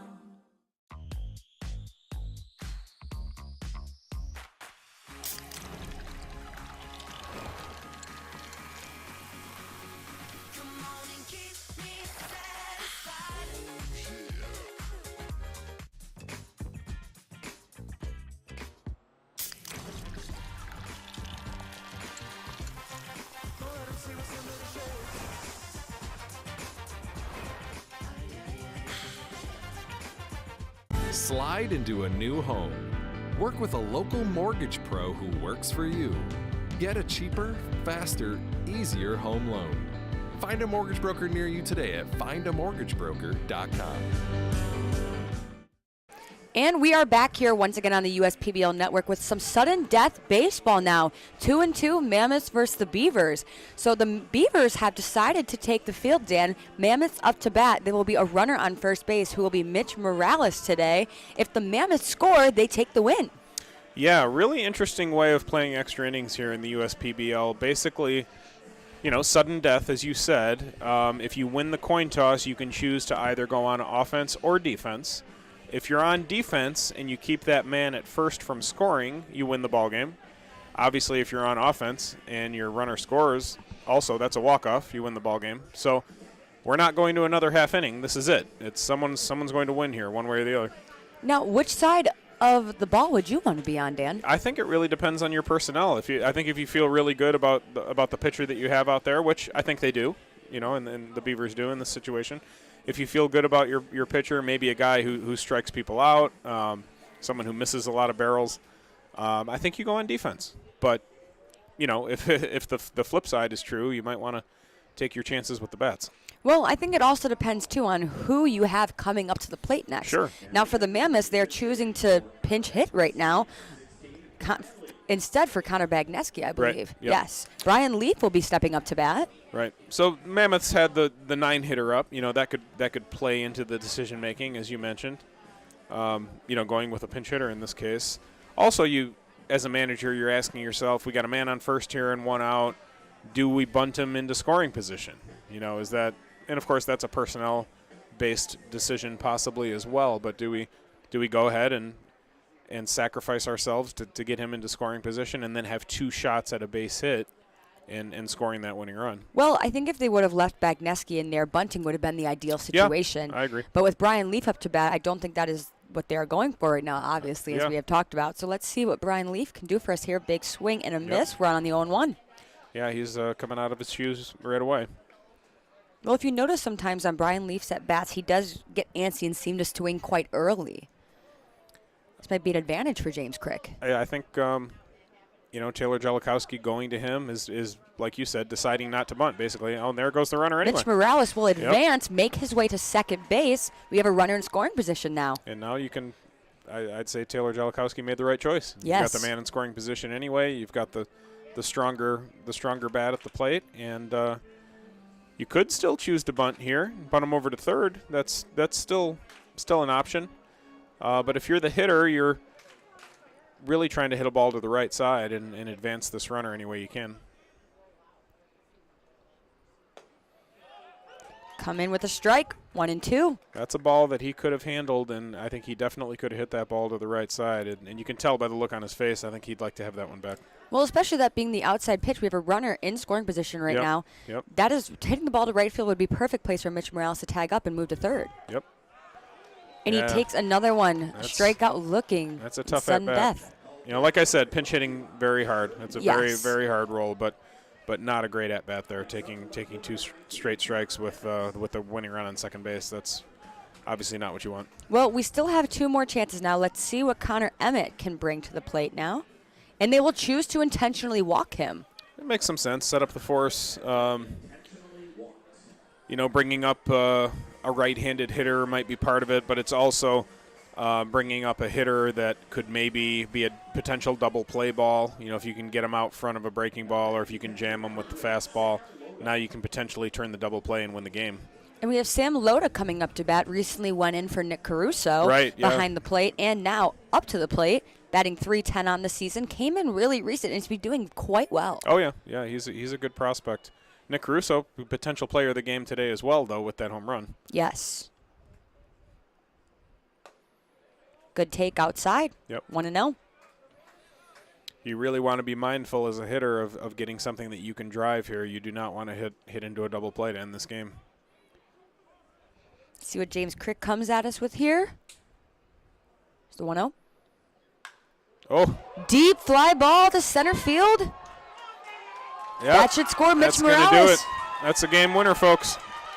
And Morales will score, and the Mammoths will take home a win tonight. We'll be back with you again soon with our player of the game, right, Dan? Oh, yeah. You know what? And a tip of the cap to manager Taylor Jellikowski, too, just making use of both of his catchers, both of them making a huge impact on this game. Nick Caruso and Sam Loda both, and Loda here with the game-winning hit. But that's baseball for you, pushing the right buttons. And this is a nice win for the Mammoths. You know, having a nice team win here where several guys did a nice job and came through with big plays, having that momentum heading into the playoffs. That's a nice win for Taylor Jellikowski's ball club. And Kara will be back with that player of the game shortly.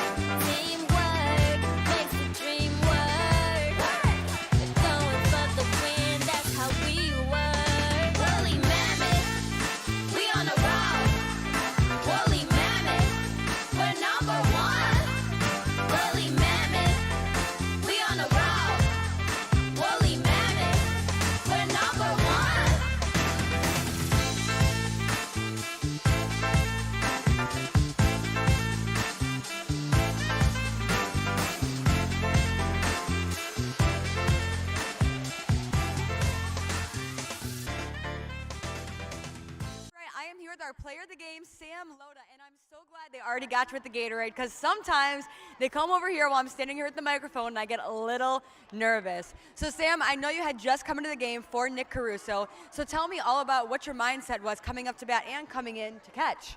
I was just on the bench. It was an off day. I wasn't really expecting to come in, but Jelly told me. All right, go ahead. Oh my God, that's cold. Jelly told me to start getting warm in the 8th, warmed up Bischoff, then came up to the plate and just really tried to hit something hard. Well, I know you came in later in the season too. You're one of our later add-ons, so tell me about that as well. It's been a great experience. I'm very appreciative that I got the opportunity. Oh, I thought someone was coming to get me again. Very appreciative of the opportunity, and I just love being here, and it's a great experience. I'm glad I could help the team get a win tonight. Well, we're so glad to have you out here, and I'm sure all these players and these kids are so glad to see you here today, too. Thank you so much for being our player of the game today. You had a great time. Thank you so much for being on the broadcast with us tonight. I was up there in the booth with you guys, so thank you so much for letting me be out there with you today, and we'll see you guys soon at Jimmy John's Field. Stay with us for Friday Night Fireworks tomorrow.